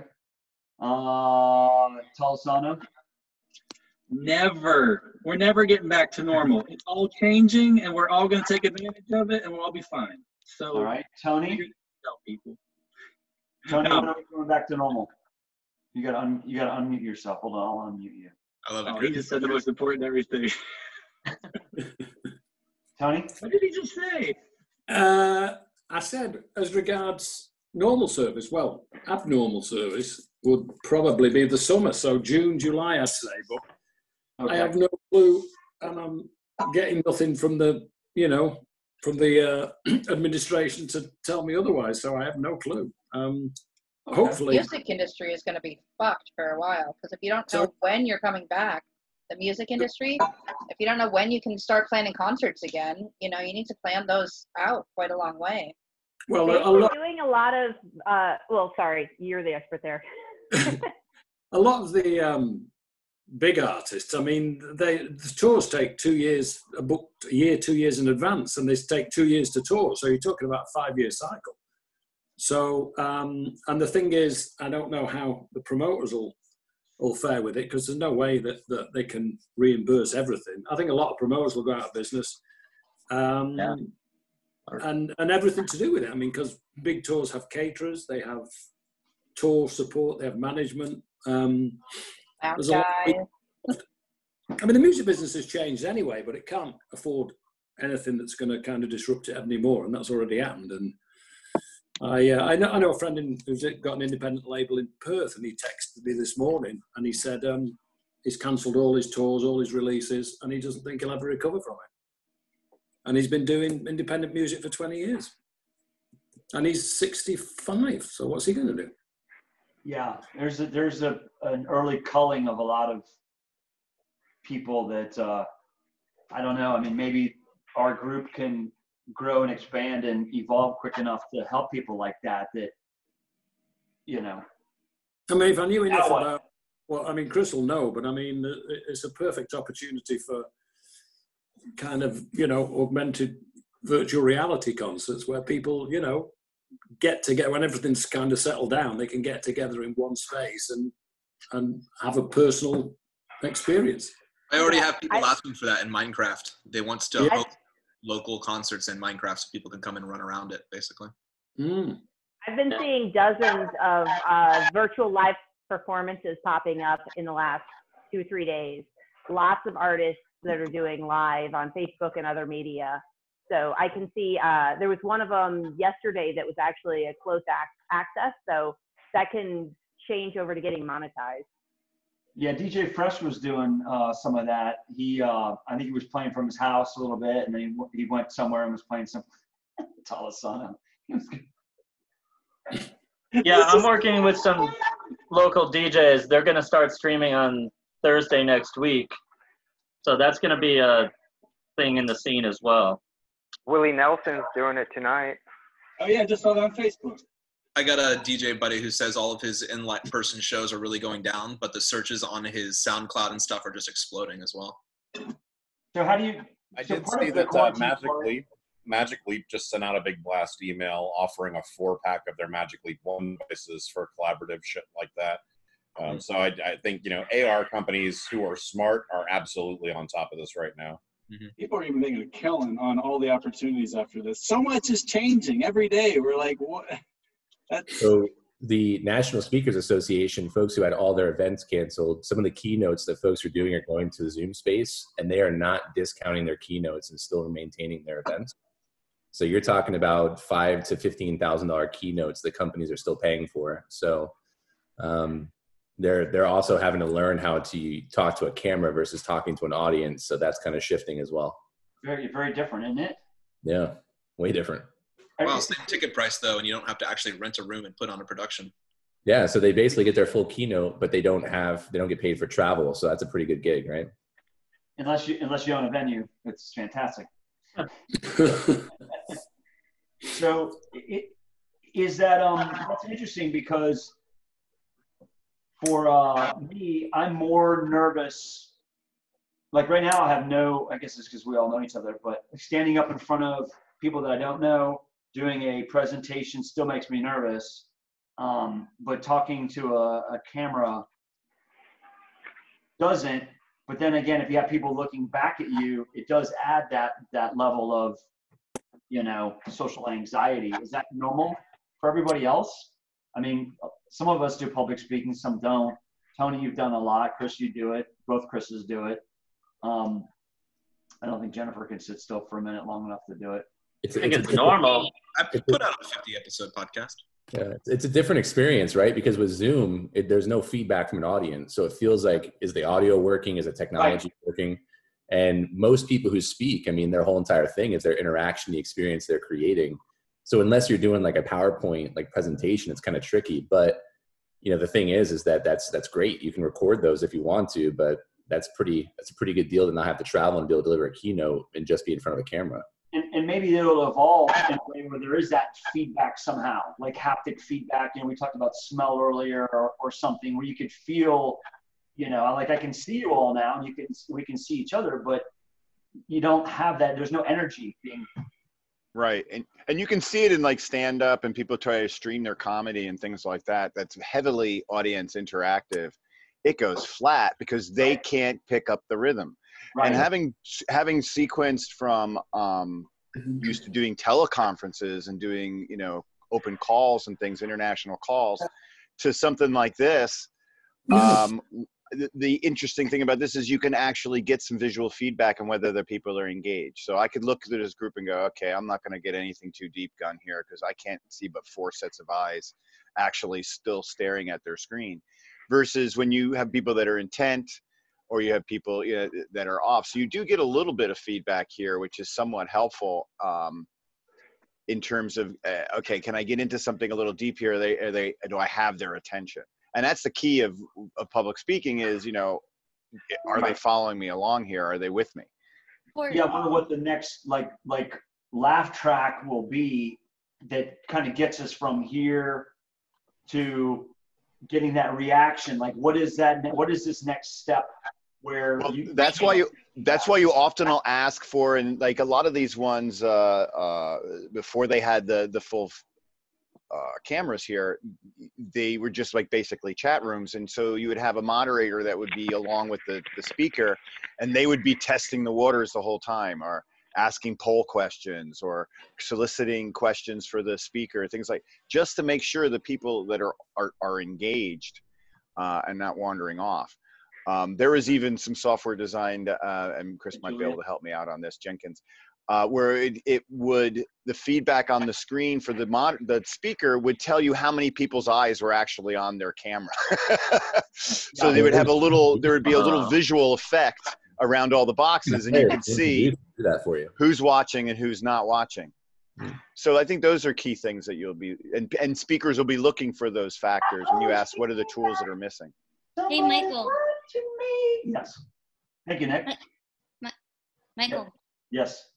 I was gonna say from from the public affairs standpoint, I would think that it all depends on the person. Like personally, when I had to go to the schooling, I could do on camera because the person asking the questions was behind the camera. So I felt comfortable with that. But as soon as I had to practice the radio interview, that glass partition between me and the person asking me the question freaked me out. But I think the gentleman was like 80 years old, that he's now like what is it called, TikTok star. Wow. Nice. That goes to show that anybody, once you get used to it, can kind of like run with whatever platform it is. It just takes a little bit of time, and he was genuine about himself.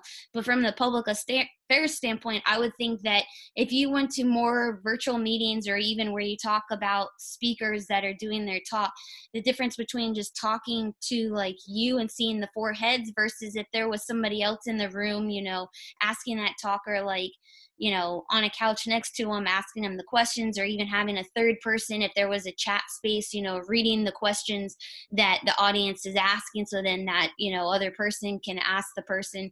So it's just different avenues to each approach. You know, if you're just talking to people and that's it without any feedback. Well, yeah. I don't know if anybody has seen the late night shows, but they're definitely different. Yeah, John Oliver and Stephen Colbert and stuff. It's really weird because there's no feedback to any of their jokes. Really weird. So you could probably make a corollary to the way that Twitch works and stuff like that. Live streaming platforms have incorporated a certain type of feedback. It's usually emoji based.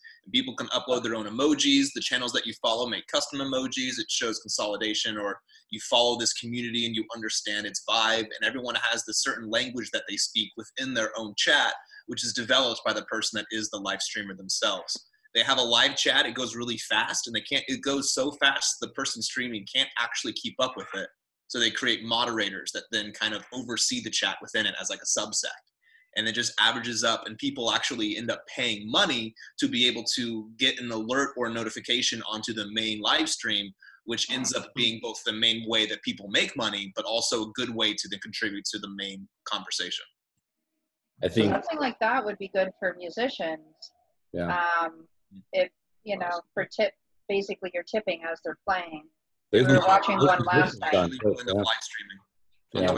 What is the Once again, porn is ahead of the curve, and we're going to be using all the chatterbait tools within a year. There's your prediction, Michael. Again, porn's going to make the leap through on media techecnology as it has in the past. Well, like Patron, the website Patron, that, you know. Patreon, yeah.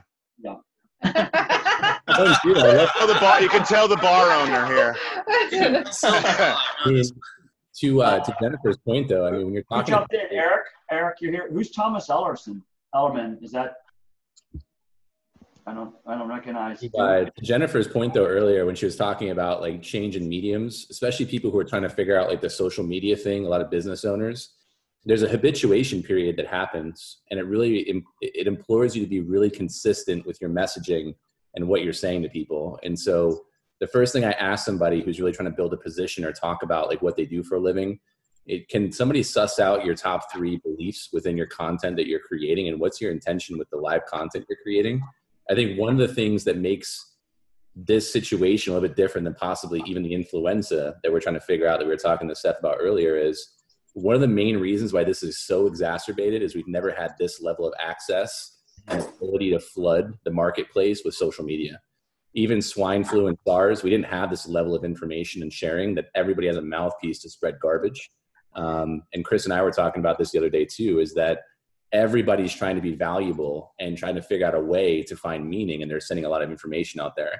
So one of the things I told clients and people in the community immediately was getting in front of your message and creating a presence within your community and grounding down into calmness and into decisiveness, because it's uncertain. And the sooner we embrace the uncertainty, the better we're going to be, right? But to that point, the habituation period takes anywhere from 60 to 90 days for people to really begin to habituate around it. So if you're not being consistent in your messaging or presence, you're losing your audience. So now is the time where things are shifting for the people who are spending all this money and positioning themselves before, all the influencers. I think the influencer stuff is going to be completely upheaved in the next 12 to 18 months. And the people who don't necessarily have a voice right now, who feel like they're not getting it or not understanding it, now is the time to go all in and figure out what you stand for and to build your communities. Because I do think we're going back to more of a community tribal-based mentality. And that's something that Chris and I have been talking about quite a bit as well offline, because people are looking for leaders, and that leadership doesn't require that you have a title or an expertise, so to speak. It just requires that you're authentic and that you're actually connecting with people. Because I think the next phase is, how do we solve the problem of actually bringing human connection to the digital space? Because that's how we're going to be connecting. And we're going to be globally connected versus talking about local areas. So I think it provides a huge upside as well. But I think that it's just going to be different. And so now is the time that we're on the front lines of that, especially as entrepreneurs, because the question I have for a lot of my friends and the people I know is, with what you do right now, would you do it for free? And better yet, would you over deliver, because people's discernment with what they're paying for is going to be through the roof. So now is the time. People are going to be looking for people to connect with. And now is the time to learn your story, tell it, and be very, very present. So perfect time. That's very nice. Thank you. A perfect time then for the Entrepreneur Social Club with our 12 years and rules and group to go global now with this. That goes back to restaurants also. If people start going to one place now that is closed, when their favorite place, well, What the fuck? when somewhere they go now is closed, but they start going to a new place for 6 months, they might just stay with that place, with that community, and not go back to something else or find their way back. We're having a serious conversation here. Come on. Right. Stop that. A bar, restaurant, whatever. Is it bad that I want to see the front? Hey, Michael. I'm going to have to step off. Yeah, go ahead. Yeah.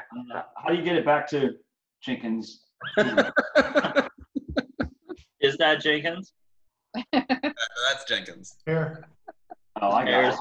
Yeah.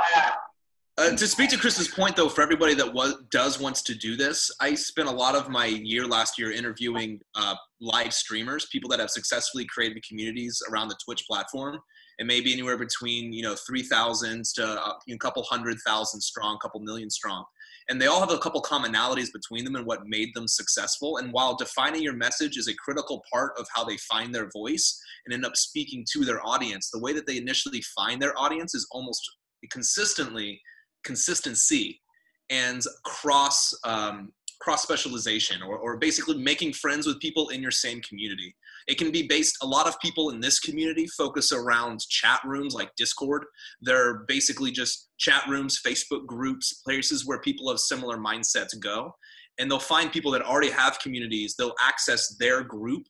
They'll express their voice. They'll define their opinion. They'll end up growing up to a point where they gain influence the people that run the thing. Then they'll get recommended in their live stream. This ends up allowing them to have they end up feeding off of the other community, and this gives them a huge jolt to their message.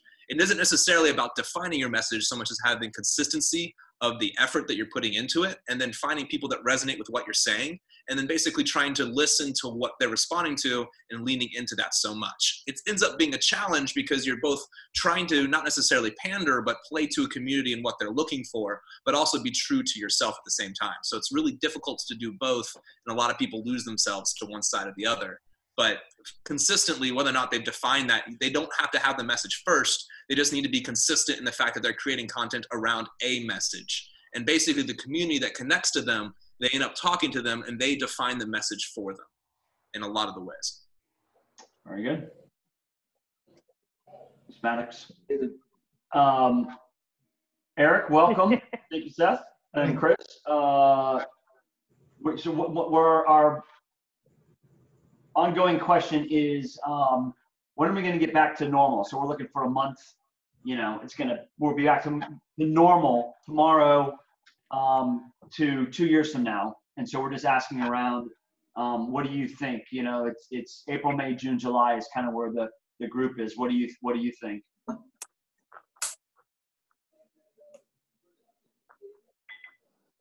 Eric? Oh, okay. When are things going to get back to normal? Yeah, when are the restaurants back open? When are the beaches back open? When are we, back at the clubs? If you're single, if you have somebody at home, a partner, that's great. But if you're single, you got to go out to Talisano. Where are you gonna mingle? If you're single, you got to mingle. So when is it back to normal according to you, Eric?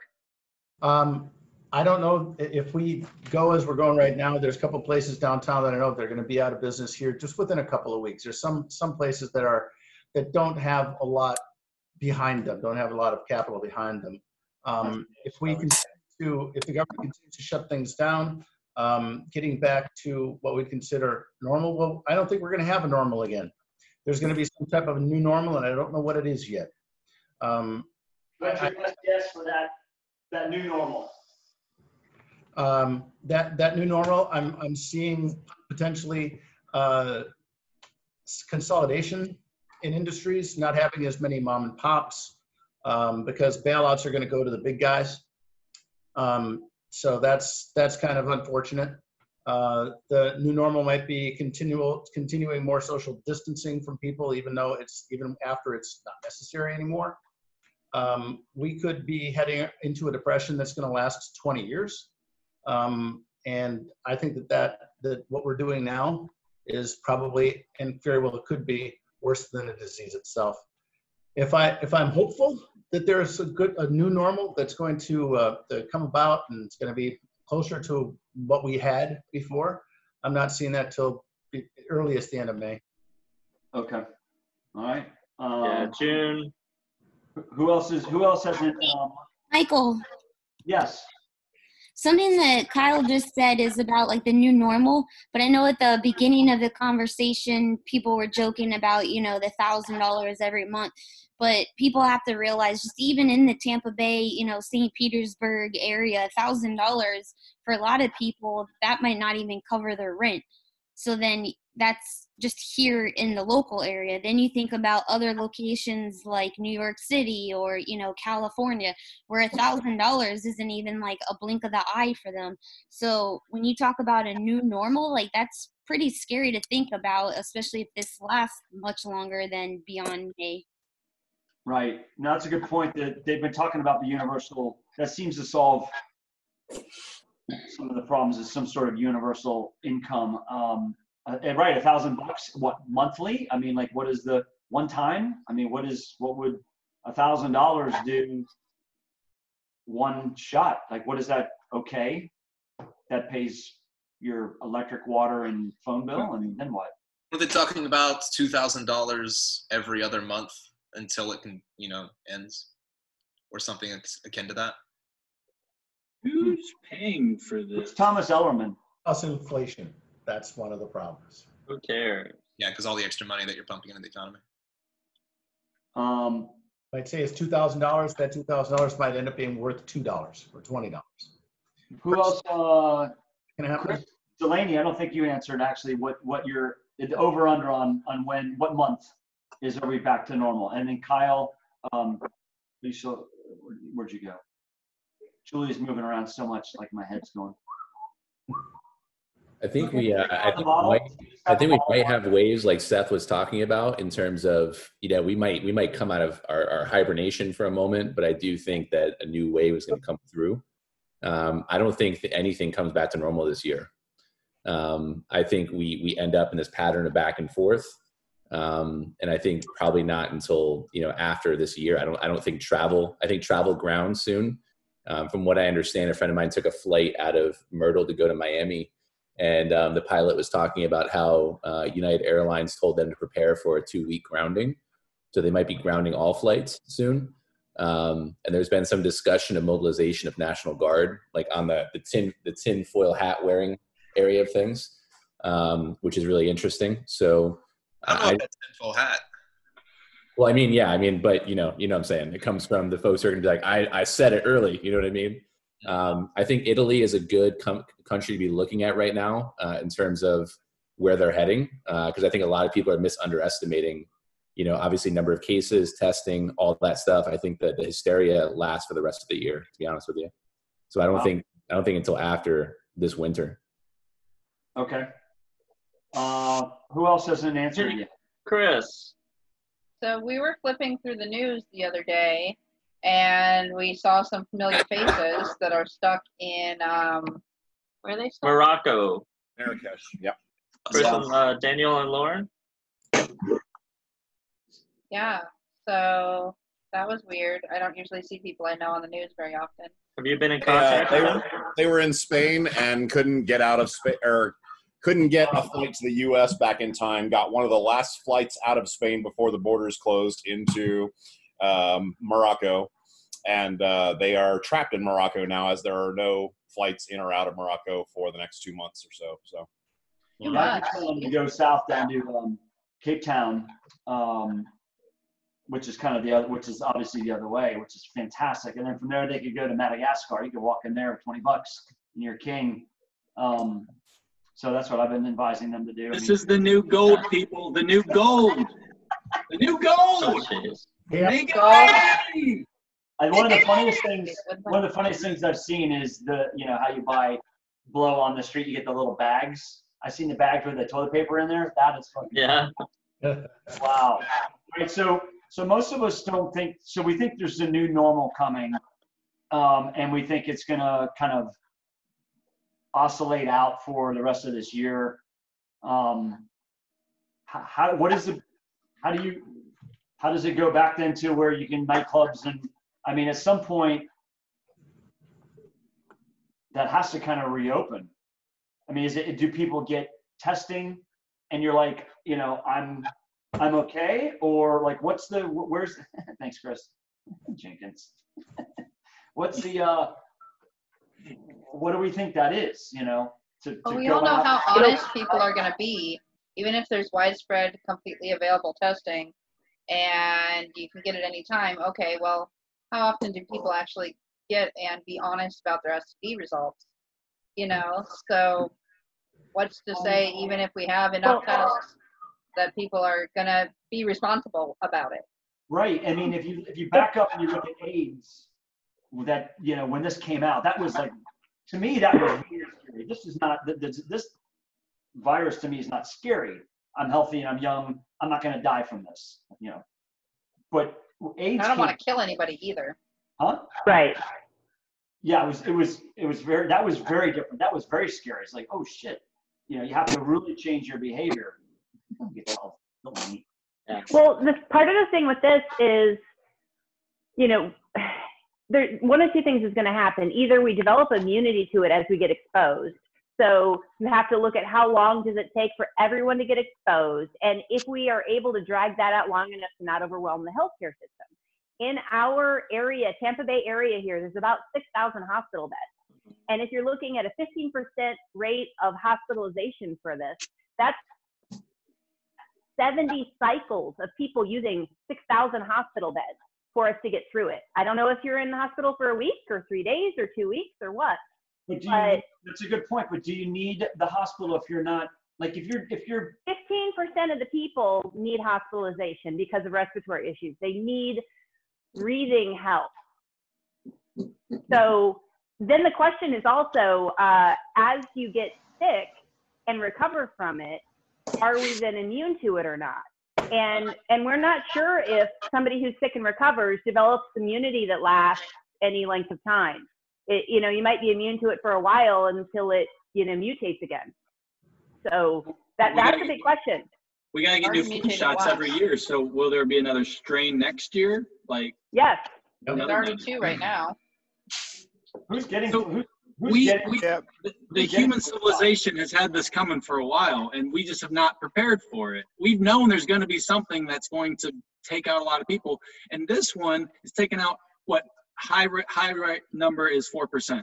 Okay, what happens when the next one? What was Ebola, like 20% or something? What if that shit goes fucking worldwide? This is a fire drill for what we need to expect in the future of the human race. This is going to happen again. It's going to happen bigger. So this is a great time to see, are we prepared? I think in the end, we look at this as this was the wake-up call. Let's wake up and change shit to adapt to this, because this is going to happen. Again, it's what I was saying before, that the percentages don't really matter. You got to look at the raw numbers of people that are needing services and our ability to provide those services. And the scale is just wrong. It's just way off. It is not a profitable business. Let me put that out there. you're not going to make any money preparing for a pandemic. It is just not friggin' possible. And that's why a for money system is really bad at dealing with this. You need to have whole systems set up, and they should have been rolling out right now. Every National Guard truck should have beds in the back, and should be set up as a portable pod for storing another sick person. There should be spiking the manufacturing of ventilators right now. We need new F-22 Raptors. Come on, people. Yeah, it's just ridiculous. I mean, they're just not. I mean, we're just focused on making sounds and noise, but not actually addressing any of the issues that Kathleen just laid out. And Christopher just confirmed of we've known about this. This is like we've known about the environmental problem as well, but nobody. This is not something you can. On the plus side, there's a little bit less pollution, so we're hopefully staving off global climate stuff. Look at Italy. Look at Venice right now. It's cleaning up so fast. It's a conspiracy. LA also. Hey Nick, but you can't just say. Activists made it happen. Nick, you can't just say, hey, we need to have like every National Guard unit out there, because, you know, every unit has their specialties, and you don't want some 18-year-old that's not actually a medic, like setting up a tent. No, that's not the point I was making. I mean, my point is there's no mobilization of any solutions to the problems that are about to happen.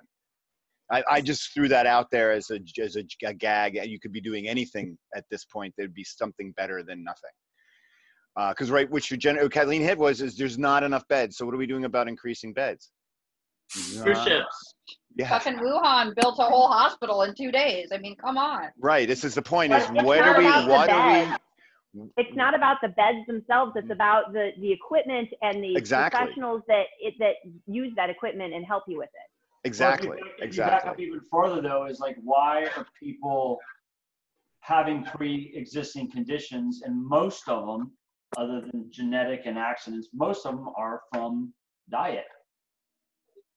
Yeah, I'm gonna take a stab at this real quick because it can get really murky when we're talking about like collective responsibility. I think what it boils down to is that this whole entire situation is forcing us to take a look at individual responsibility.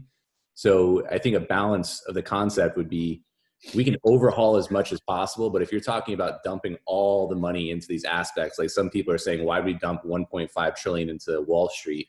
A lot of people don't understand our country about how these structures and systems interplay. So we can destroy the systems, but you're going to end up in a situation where anybody on his phone who doesn't have any kind of artillery or ammunition, you're going to be collecting supplies for somebody who does. So I think that the challenge is, you know, the combating of misinformation and having real conversation. We've been an awareness society. My mom died of breast cancer. I mean, breast cancer in October is a joke, right? So I think the awareness aspect is huge in our country. We like to feel good and wear the colors, but real practical solutions are going to come in times like this, where it's like, okay, we have some brilliant minds on the phone. It may not be what you do for a living currently, but what resources, networks, and situations have to come together as solutions for it to happen. I mean, look at Miami right now. There's so many spring breakers out there right now being super irresponsible. And, you know, I'm watching people I know in the personal development industry saying, you know, just don't freak out. And I'm like, I'm not. But most people don't have the years of understanding of how not to freak out in a situation like this. So, exactly. Yeah, exactly. If you were 19, would you be listening? I would be out on the beach.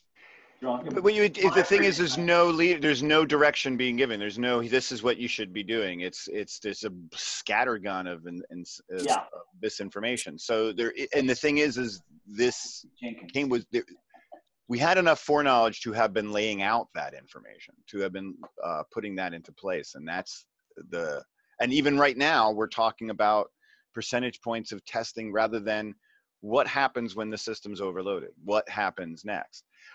And let's back it up to something more positive. Let's look at what our local restaurants are doing, switching from a on-patron-based system to a order and delivery system. I watched Cody's just across the street from Park Street here, who already had a very vibrant go section, totally switched their restaurant over and actually start putting tents outside and start creating queue areas so that could be, you know, where people could still maintain distancing and place their orders and pick their orders up in a safe and fashion. because they can figure out how to take this crisis and make it into an opportunity. But when you come to the actual medical delivery system thing, you can't depend on that. You can't depend on the entrepreneurs coming up with a better idea for handling triage. It's also not good for a community, though. I'm sorry, for community or for a community? Well, for either. Just as a walk-up tent, you know, it's in the long run, that's not the best thing. Yeah, it's an immediate reaction. Even just to keep it light, the Park Shore, Steve and Nancy Westfall, they're giving away, if you order, you get a free thing of toilet paper. You know, if you do the curbside delivery. Mm-hmm. Why? You know what I would like to see from these restaurants too, though? I don't know what their procedures are in the back room. You know, how are they handling people who are coming to work sick? Are they concerned about it? What kind of protections are they giving to the food that they're handing out to the public? Like, you're right on, Kathleen, because so many people were putting out these COVID notices, and I saw some from movie theaters, and they're like, oh, we're doing extra cleaning between. No, you're not. You got the same kid on his phone who doesn't give it, you know, have you ever waited for a theater to They've got a broom, right? You're right. Like deep cleaning. Some of us have always been super careful and clean. So what's that? So, some of us restaurants have always been known to be super careful and clean. And that's right. We try to cross-contaminating. But tell us. But tell us about that, because then we'll feel safe coming there. Yeah, I've been discussing it with people lately as well. We send someone home and she hasn't been back in 2 weeks or 3 weeks. Yeah, how do you know? Because you can't even test people. So she just hasn't come back. I've seen that posted a few times. I'm saying, you know, you have to regulate your employees, but what do you do? I mean, like, because someone has an elevated temperature, it's hot outside. Yeah. I mean, like, how, you know, there's no real way of knowing, because we can be spreading it before we have a temperature, but I'm taking my temperature every morning. Oh, I'm 90. So I'm 95.4. I got a rectal thermometer joke in here somewhere. Somebody's got to. No, it's this thing. I do all my clients with this thing. We should all be acting like we have it and trying to actively not give it to everyone, right? Yes, exactly. Pretending like we have it and not spreading it. So in the hospital space, or in the restaurant space, you could be doing Facebook Live, showing us the back room and how you guys are operating to protect the food that we might eat, right? But nobody's doing stuff like that. You know why? Because they can't. If you've worked in a kitchen, it's impossible to keep a room really clean unless you're in a sterile room with special UV systems that get it. Most of this, you're right, Kathleen, but most of this is just talk. Like, it just. Yeah, most of the food security is done through temperature, high temperature that hopefully nothing can survive, and unfortunately that's sadly, hospitals are the place where you go to get sick. Yeah. You know? Yeah. Well, and that's an issue. So my cousin works at St. Anthony's, and she does CT scans, and she's talking to me about how there's 2 rooms where they do CT scans at St. Anthony's, and they have the cancer patients and the really sick patients who've been in the hospital coming in the same waiting room as people who are coming in to get screened because they might have coronavirus. Like, these people who are susceptible are in the same space because they don't have the facility to do it any other way. So she tries to schedule people at the end of the day who can be scheduled and do things, you know, clean afterwards, and like, she's doing her best, but like literally that's the situation at St. Anthony's.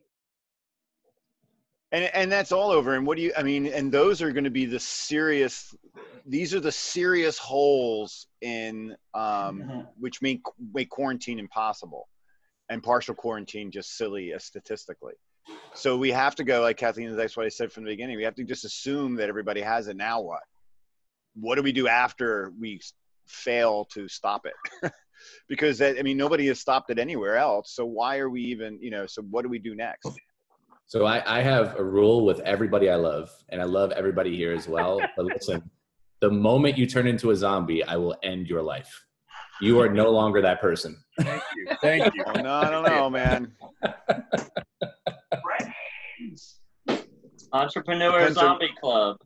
Depends on what kind of zombie, you know. There's a We're lot of already flavors zombies, these days. bro. Can I just say, when we talk about how life might be different after this, I would just like to say my hopes are that after this, people have like common sense to things that personally I was raised on, like washing your hands. Like to me, I think it's a little sad that at 35, I don't know how to wash my hands. There's something wrong. On Sunday, I went to the store and I saw a grown-ass woman behind the cashier counter just turn to the side to the right and cough without covering anything like that. So I would hope that after all this, that something that's learned by people is just the general common courtesies about like it's better training. You're absolutely right, Jennifer, and it starts from the moment kids are born, because we're all animals, we're the human animal, and it's training. And you can tell the difference between people that are trained well by their parents, let's say, whoever's Talisano, whoever's raising them. But, you know, my dad, we used to call it cassettes. He would, you know, turn the light off, close the door, shut the thing, clean up after yourself. You know, it's that parental discipline. And you guys are out of control. All right, everybody's getting a little stir crazy, I think. Yeah. What's this look like week 4? Everybody's definitely going to have a better graphic library by the time we even get through the next week. Oh my God. I do want to congratulate us all, because this is the very first episode of Entrepreneur Social Club TV. I mean, we've been working on this 12 years now. And it only took a pandemic to get it to fruition. And it took a pandemic to push us online. Opportunities, people, opportunities. Who's recording it? It's recorded. This is live. I'm not live, but it's recorded. It's both. We The are only live. people that Live will be and watching it's this live- forever. What's that? This is forever. Going back to that. Nancy never came on. Oh, and you know what? We're past time, because it was a slow start. Like most of our entrepreneur, okay, tell us something. Sponsored by Kim, after all the fun stuff you do, you didn't put any fun background. I can't. The laptop won't support it. I'm very disappointed, but I'm laughing my ass off at all your nose swabs and face strokes, and I really want to join in. Just saying. Next time. Thanks, Talisana. So what do we do now? It's that. Who is that? That's me. That's the age version of Chris. Oh, I get it. I got it. And what's that? The baby Seth? It looks like Seth. Yeah, it's a silver fox. Is that Seth? Silver. Wait, that's is that face aging app for Chris. Oh, They and gave me that's information Chris. for the Russians. So the Russians are going to come get me. So they do his profile. So what do we do now? Like now it's time, because I haven't had a drink yet. I don't even. Well, I already had dinner. Some of us have. So I already saw most of you guys drinking or partaking. I'm gonna go shave up some of that prosciutto. Seth, I'm coming to your house. All right. You don't have Corona, do you? What? But what do you? But well, one question I want to wrap up was: is that, so if you're single, those of us who are single, like where do you go to mingle? Like how? Is it going to be delivery? I mean, is it just that? Is that how? Hey, Michael. Dating, Michael. Michael, you can still always write to ladies in prison and be pen pals with them. There's always that option. Yeah, that might not be much of an improvement over the last one. But. They're gonna let some of them out because they're sleeping on the floor and shit. Okay. There's that idea. I didn't dating already move virtual from what I heard. Well, the This good means you news actually is, have to talk to them before you try to get them in bed. that's a good thing. You're gonna have to show up with like pedigree paper, like when you're buying cattle that's like responsibly raised. You know, you know, like the history of where you've been, your most recent. You have to have fair trade documents. Yeah. That's interesting. So yeah, the good news is though is that if you sleep with somebody random, chances are if they have COVID, it kills whatever they had before that. So it's all good. I don't think it works like I that. don't think no. What? Okay, so AIDS isn't a thing anymore? What did I miss here in the 30 years I've been married? Right. You've seen that going around where people have the test results. you know, and it's like positive, positive, positive, but on the bottom it says COVID. Positive? Well, it says like, it has like HIV, cocaine, or you know, I've seen a lot of those memes going on. At the bottom, it says you got to circle. I don't know if cocaine leads to HIV.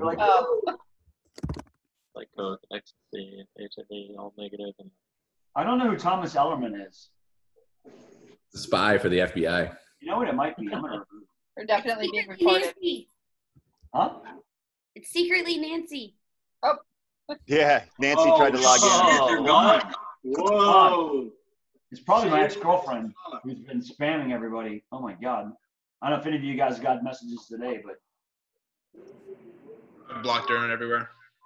Hey, I don't know if you guys heard of this. I saw something that was saying that Facebook and Google are working with the government to do aggregate data around positioning so that they can tell how effective social distancing policies are. Yeah, it's called Correct, the NSA. yeah. We were actually just talking about that earlier. Trying to talk, you know, if people were uncomfortable with aggregate data gathering based on your personal devices before, you are definitely not going to be happy with what's going on now. Tony, where do we go here? You're the I missed that. I went to the loo. You're the loo. Who's loo? Guru in the Well, room. Say that again. What? So how do we go back to analog? Like, you know, you're dancing, close dancing, and you know, drinking in a bar, and you know, hugging a friend and all that. Like, what's the transition back? I'm a hermit. What do I know?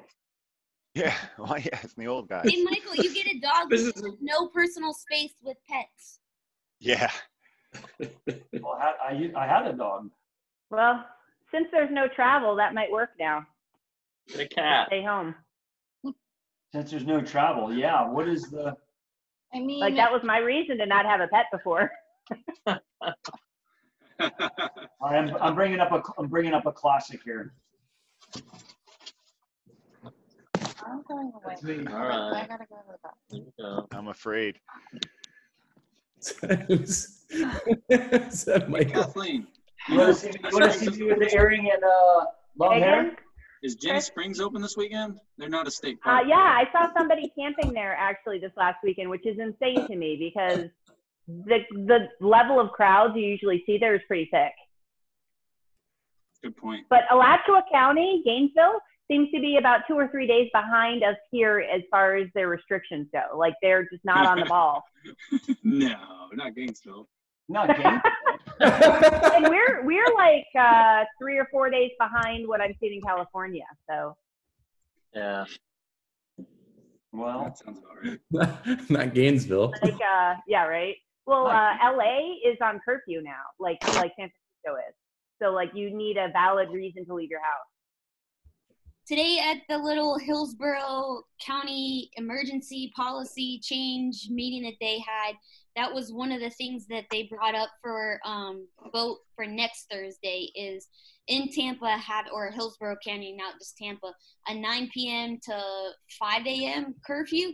And it was basically just so because a lot of the kids are out of school right now or have virtual school that they're now congregating in these large groups. So it wouldn't be to stop people from going to work, but basically to stop these large groups from having.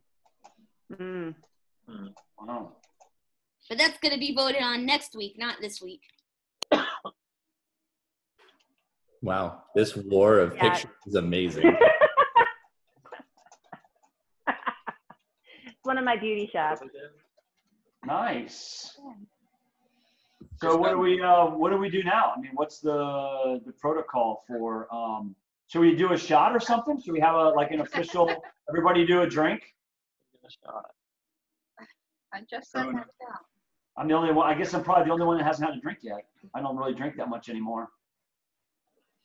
Here's a Corona. Can I give it to you on this app? How does this work? Corona.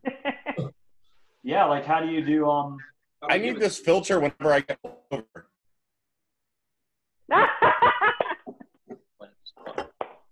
What? I didn't really do that. Martini? What martini? Yeah.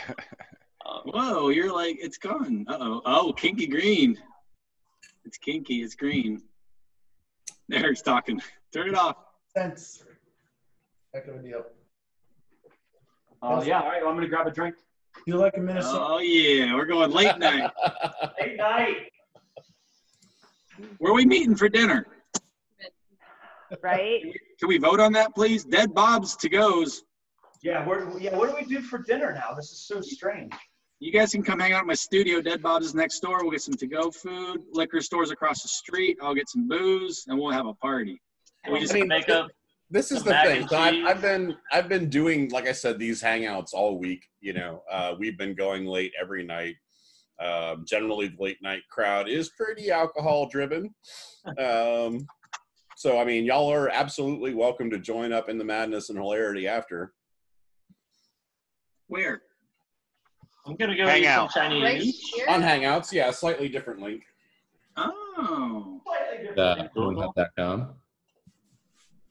A rated link. I will reshare the link.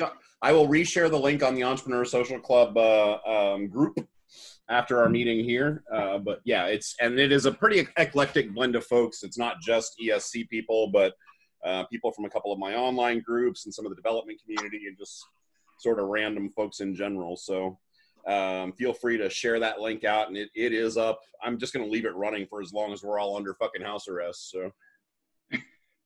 Oh, it's just 24 hours?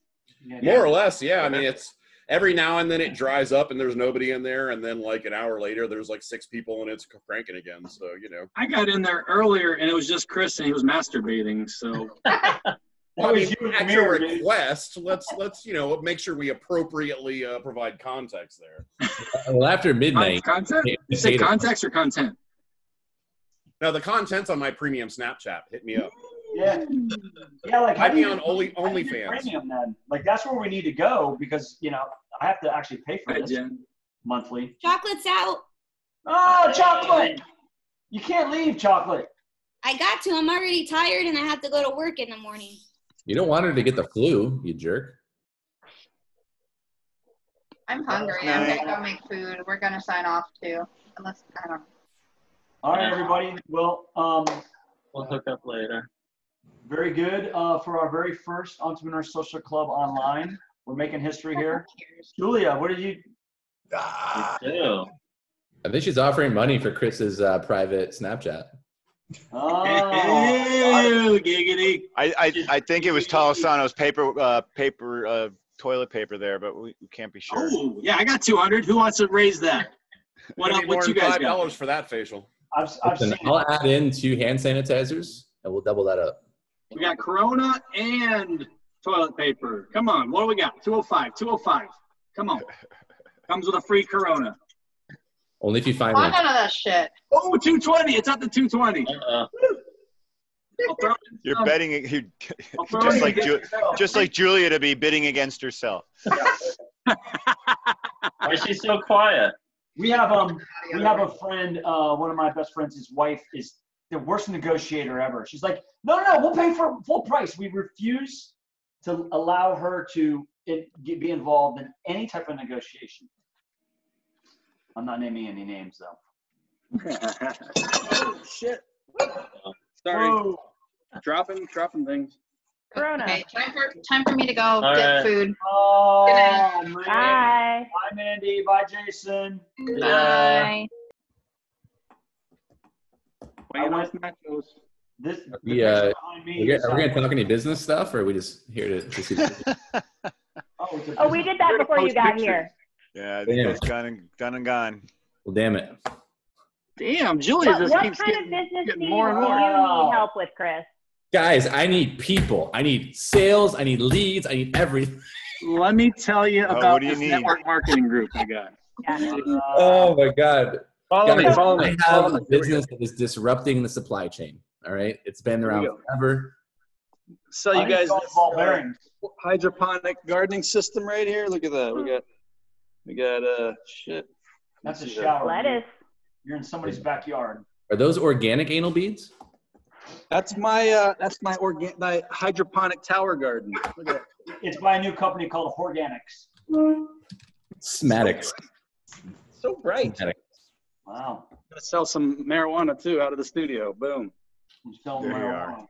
All All right, I have people asking about the other one, so I'm jumping back to my other hangout. But Oh, we're not cool enough. Oh, wow. Where's the link, Yeah, dude? see ya, buddy. We don't like you anyways. Get out of here, you Where's the motherfucker. link?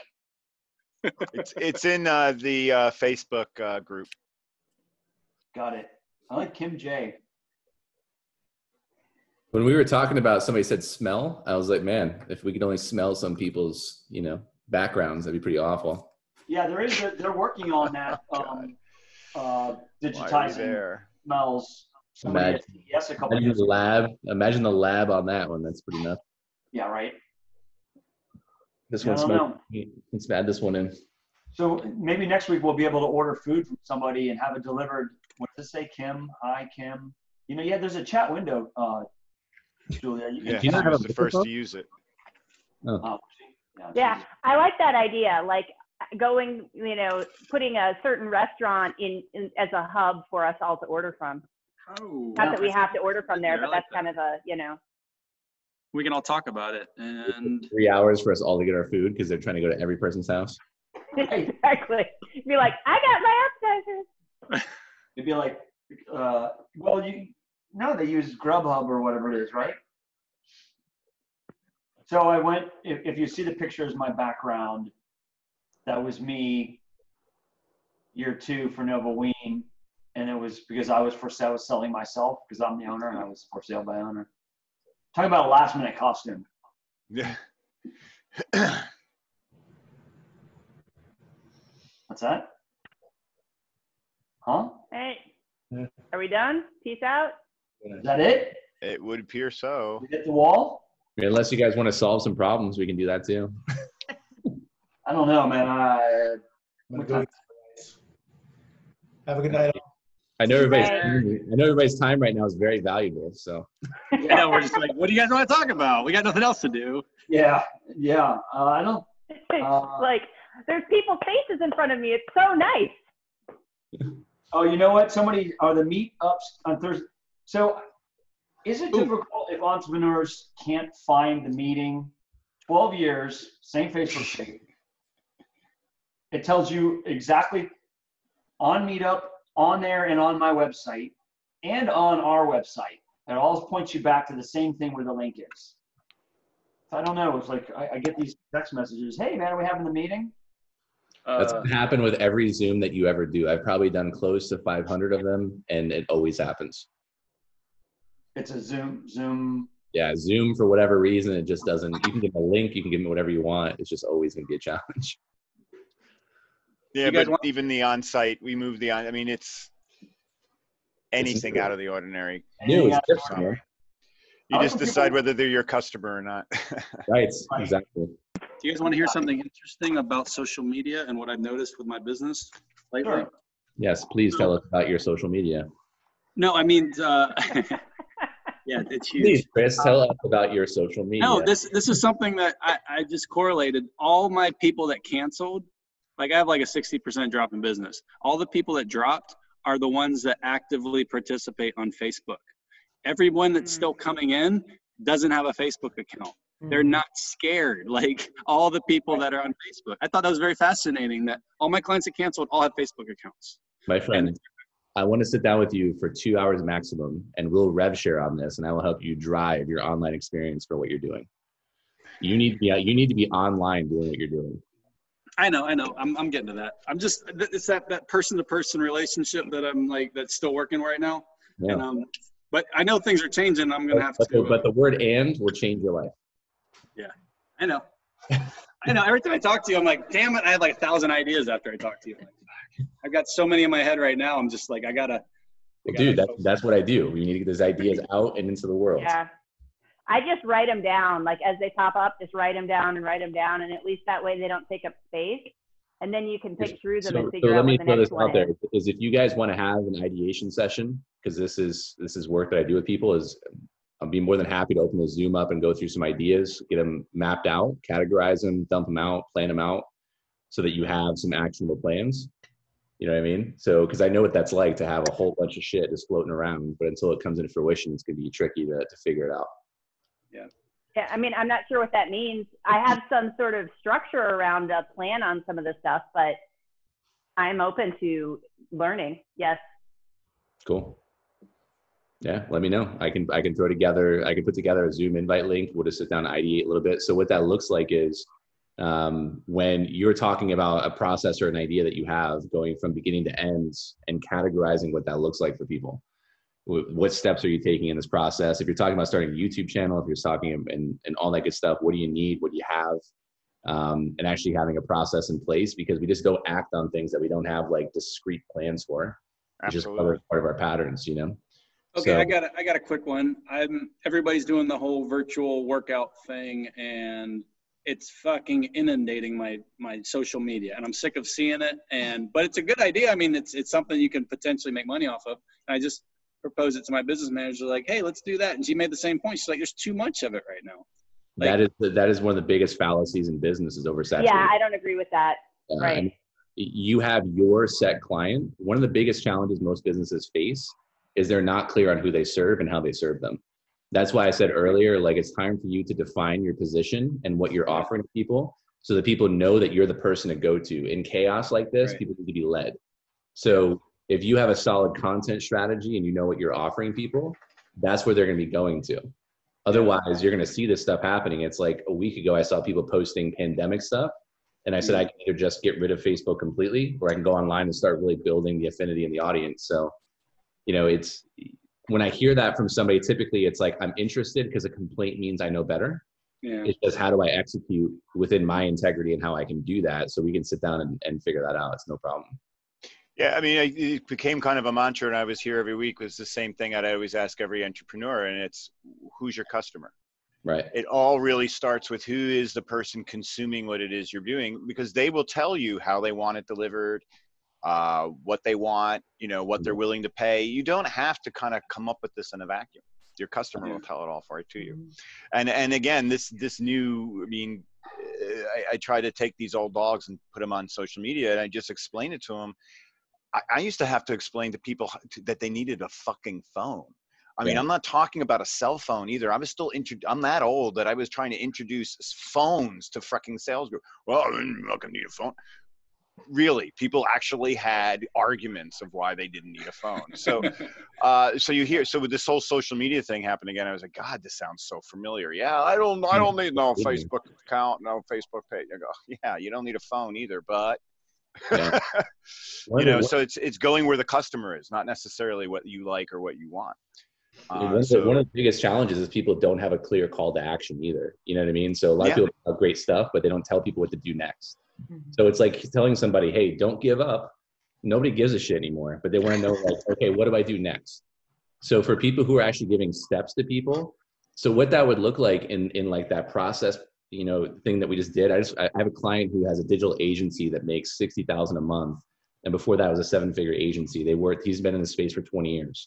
We just went through the client journey with your ideal client, like knowing what they think about before they go to sleep, what they think about when they wake up, what they would do with an extra 10 grand, what their belief systems are around money, their health, their relationships, their spirituality, for instance. And then going through, like, when they ask you, like, hey, if I work with you, what happens? And you're able to tell them, I have a 4-step process, starts with A, B, C, D. And then in that process, this is what success looks like. People have confidence, and they're going to say, hey, you know your shit, you're my person. That's where that stuff matters, because you know it, but they don't know it. So they need to understand it from you as the expert, what you're sharing with them. And to that point of your market, a lot of people create an audience, but they don't have a meaningful conversation. They sell to people and they advertise. You just don't have that position to advertise. Like, we're not Tony Robbins. So we have to be able to have that conversation of, if I was going to put this together, would you be interested in having a focus group of people that you can talk to? Like, ESC is like my place to go to like have like an idea and say, hey, I don't need anybody to tell me a better idea. I need people to help me out with execution. If they're telling me about the idea, that's ego. I don't need your ego. I need ideation and execution. And then having a small focus group of people that are your ideal client and asking them questions about, how would you want it delivered? What kind of price would you think this is? And then doing your beta testing is going to help you move like with certainty in your marketplace and be able to create great ideas. That's my 2 cents. 2.5 at least. 3.5. No, 2 Bitcoin. I got it. I'll mine you some. I got It'll take about Bitcoin. 7 years. Oh, stop it. Look at that. You got the code on there? Is that real? It's not real. No, it's not real. It is. No. That was a gift from Joe. He's out shitting in the woods right now. I got his Bitcoin. It's not real unless I can sniff it. What's it smell like? It's not real. It's not real enough. That might be the quote of the. That might be the blog quote. That's good actually. Not real unless I can actually underscore it. Sniff. It's not real unless Chris can dig his pinky into it. Kim, weren't we laughing last week about the pinky? Remember? Yes. A couple weeks ago? Yes. Flipping people off. How you doing? How you doing down there? Kim's been quiet. Yeah, you're quiet. That's so unlike you. Well, I've been just watching the fuckery going on over here.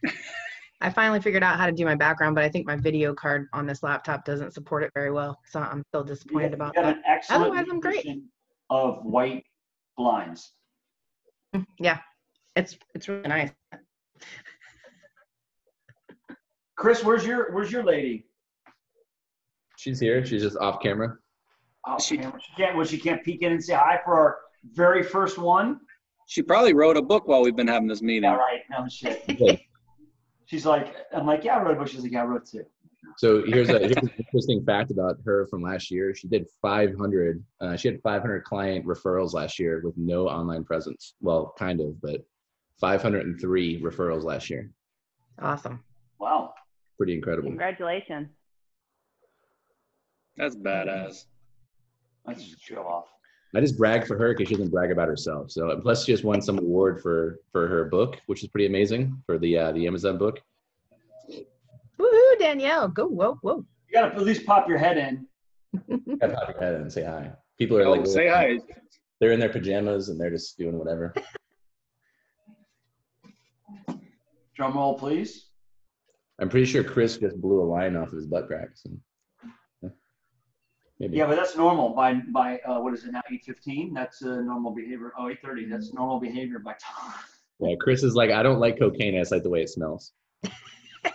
I saw somebody doing a I don't know, something online where they don't waste the toilet paper, Tolasana. Oh no, I'm using that. You better believe that's going in my butthole.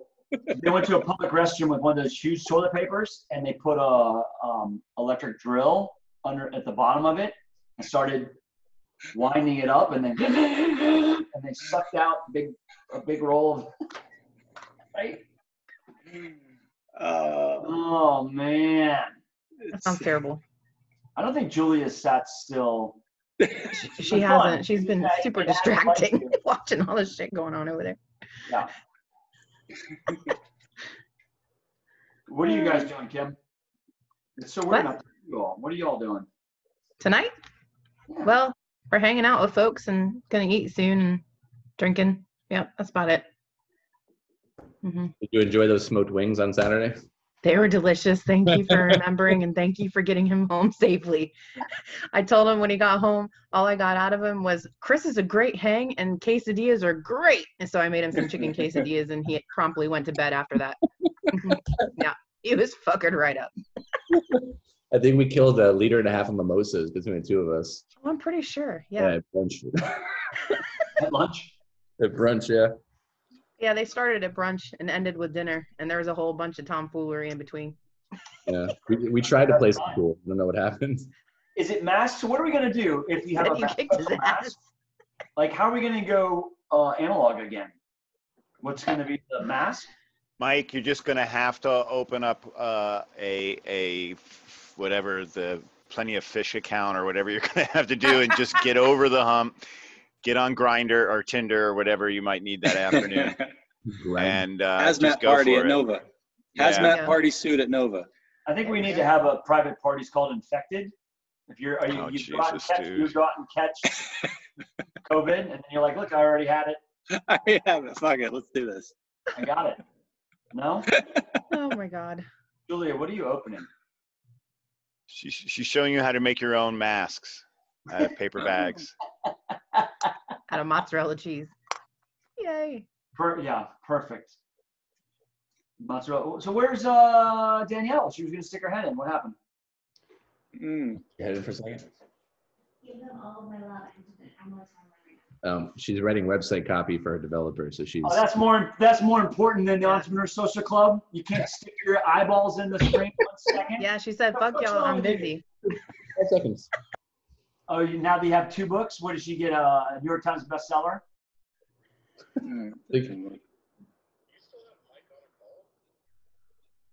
Yeah, I still have Mike and these guys on a call. Yeah. We can't see it. It blanks out. Kathleen, what are you doing over there? Where are you?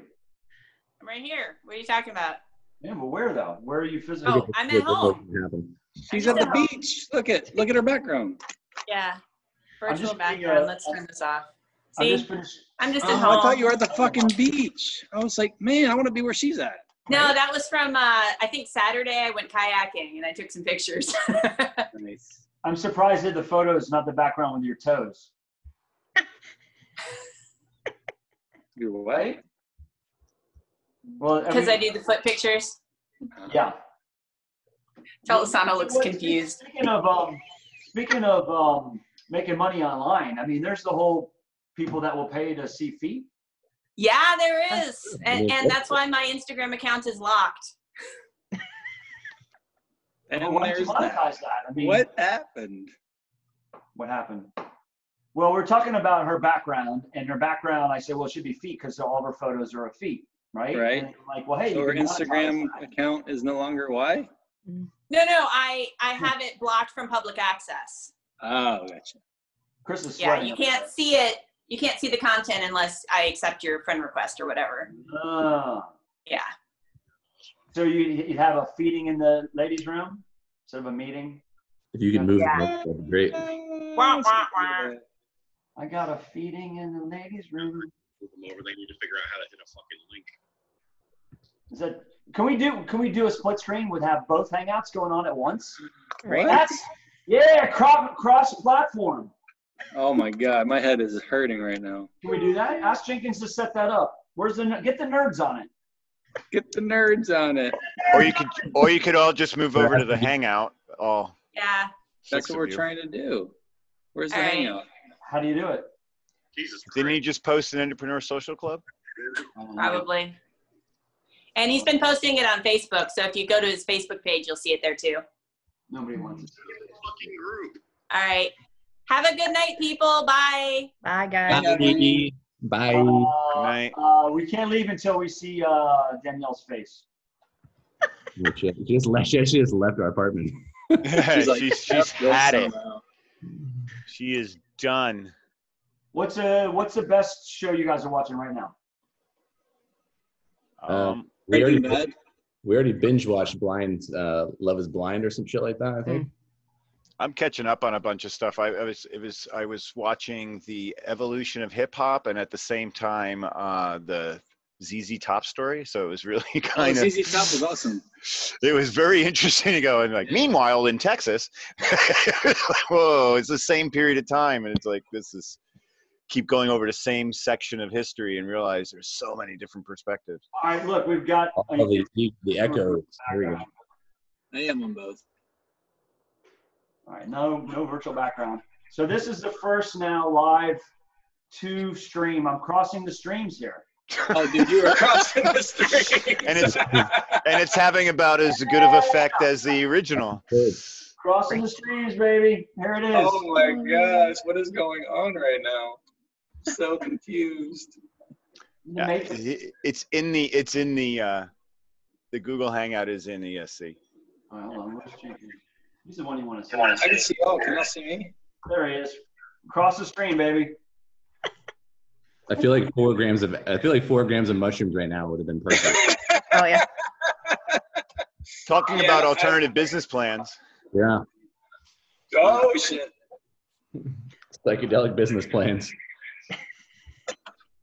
All right, you guys, I'm out. Stay safe and healthy. See you next week. Crayons. All right. I wouldn't do it if you do name it after me.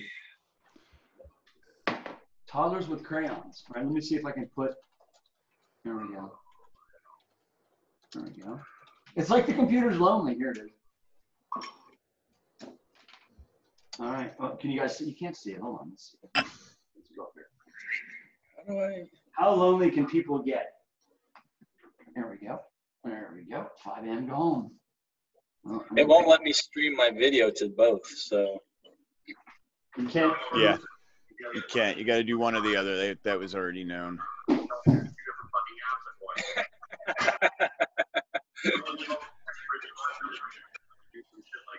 Well, there you go. All right, I'm gonna leave one and join the other. Bye. And we're down to 4.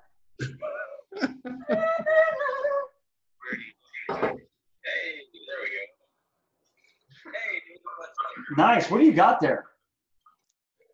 How about this from Korea? A little tequila. No, it's wine. Let's see if I can get it to. That's sake? No, it's actually a Korean wine. Fucking delicious. Nice. I tell you what, there's a couple places you could get lost. Are you on both? Oh, that's funny. He's retweeting the food. Wow, you really. Well, I will leave you with your entertainment. I'm sure Julie will provide you guys. But Chris, maybe I'll try to catch up with you next week. Yeah, man. Big Nick, thanks for jumping in. All right, talk to you soon. Are we connected on Facebook, Nick? I'm easy to find. What's your last name? Mazika, M-A-Z-E-I-K-A. Nick Zeke, N-I-C-K-Z-E-I-K. It's everywhere. I'll get connected to you. You can always catch up on me in Discord if you need to. I don't even know what Discord is. I'll check it out. Okay, it came up earlier today. I thought that was hilarious. It's talking about alternate channels. Are you gaming or anything like that? I have like a gaming life, but it's not very fruitful. But it's old, like the rest of my life. Oh yeah. So yeah, you look at my Steam profile. You're like, how can people? I have more games than you can feasibly play if they were all extended back to back. I don't have enough years left to play. Well, not Say teenage again? anymore. I said you have teenage sons, but they're actually No, I have no more teenagers. They're all in their 20s. So yeah, I've done the teenager part. I am post-teenager now. But I have one of my sons is a rapper. He does Face Melt, one of the brands in downtown St. Pete. So I kind of hang out with a lot of young people. Just got back into Dungeons and Dragons again. This is crazy. But yeah, so I think I've put my email in the chat there. So you can hook me up that way as well. Perfect. All right, catch up to you guys later. Awesome, brother. Take care. All right. See you, Nick. Julia, how long can you stay on? So how you been, Chris? You been all right? Been great, man. Just been swamped with work and stuff like that. I'm just excited to finally launch. I have downtownstpete.com with like 60,000 people on Facebook kind of sitting there. So if you needed to, I don't know.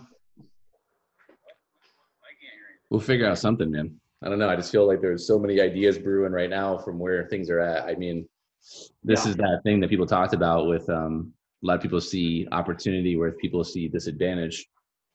And I don't know, man. I just think the world looks more relationship driven. A lot of people invested money into houses, into the stock market. I've been investing my money and resources into relationships for 4 years. Yeah, we call it social currency is how I define it. And you're right. It's like, you know, if right now if you lost everything, you had to start making phone calls. Like, who's going to take your call? Yeah. You know, who can you go stay with? Whose places can you crash at? Mm-hmm. So you're right. You know, those type of connections, whether it's that deep, where you can call somebody and get, you know, dinner or a hug, you know, all the way to moving in with them. You're right, because that is the ultimate network. Because yeah, man. a lot of people that have, you know, infinite almost wealth, and people can't fucking stand them. Are you guys coming over to Chris's channel? We could. I don't know. It's kind of fun having 2 channels. My phone's about to die, so I'm on the other channel right now. I'm gonna go over there. Come on over. All right, we'll switch up. All right, Jenkins, we'll switch out. Like he's calling me. Hold on. 3 channels. It'll be like having dinner. Yeah.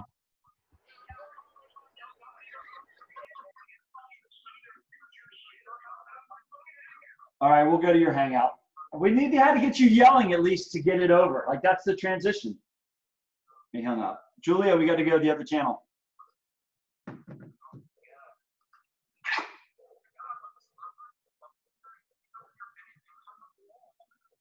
All right, that's it. Wow, that was it. All right, so end the meeting.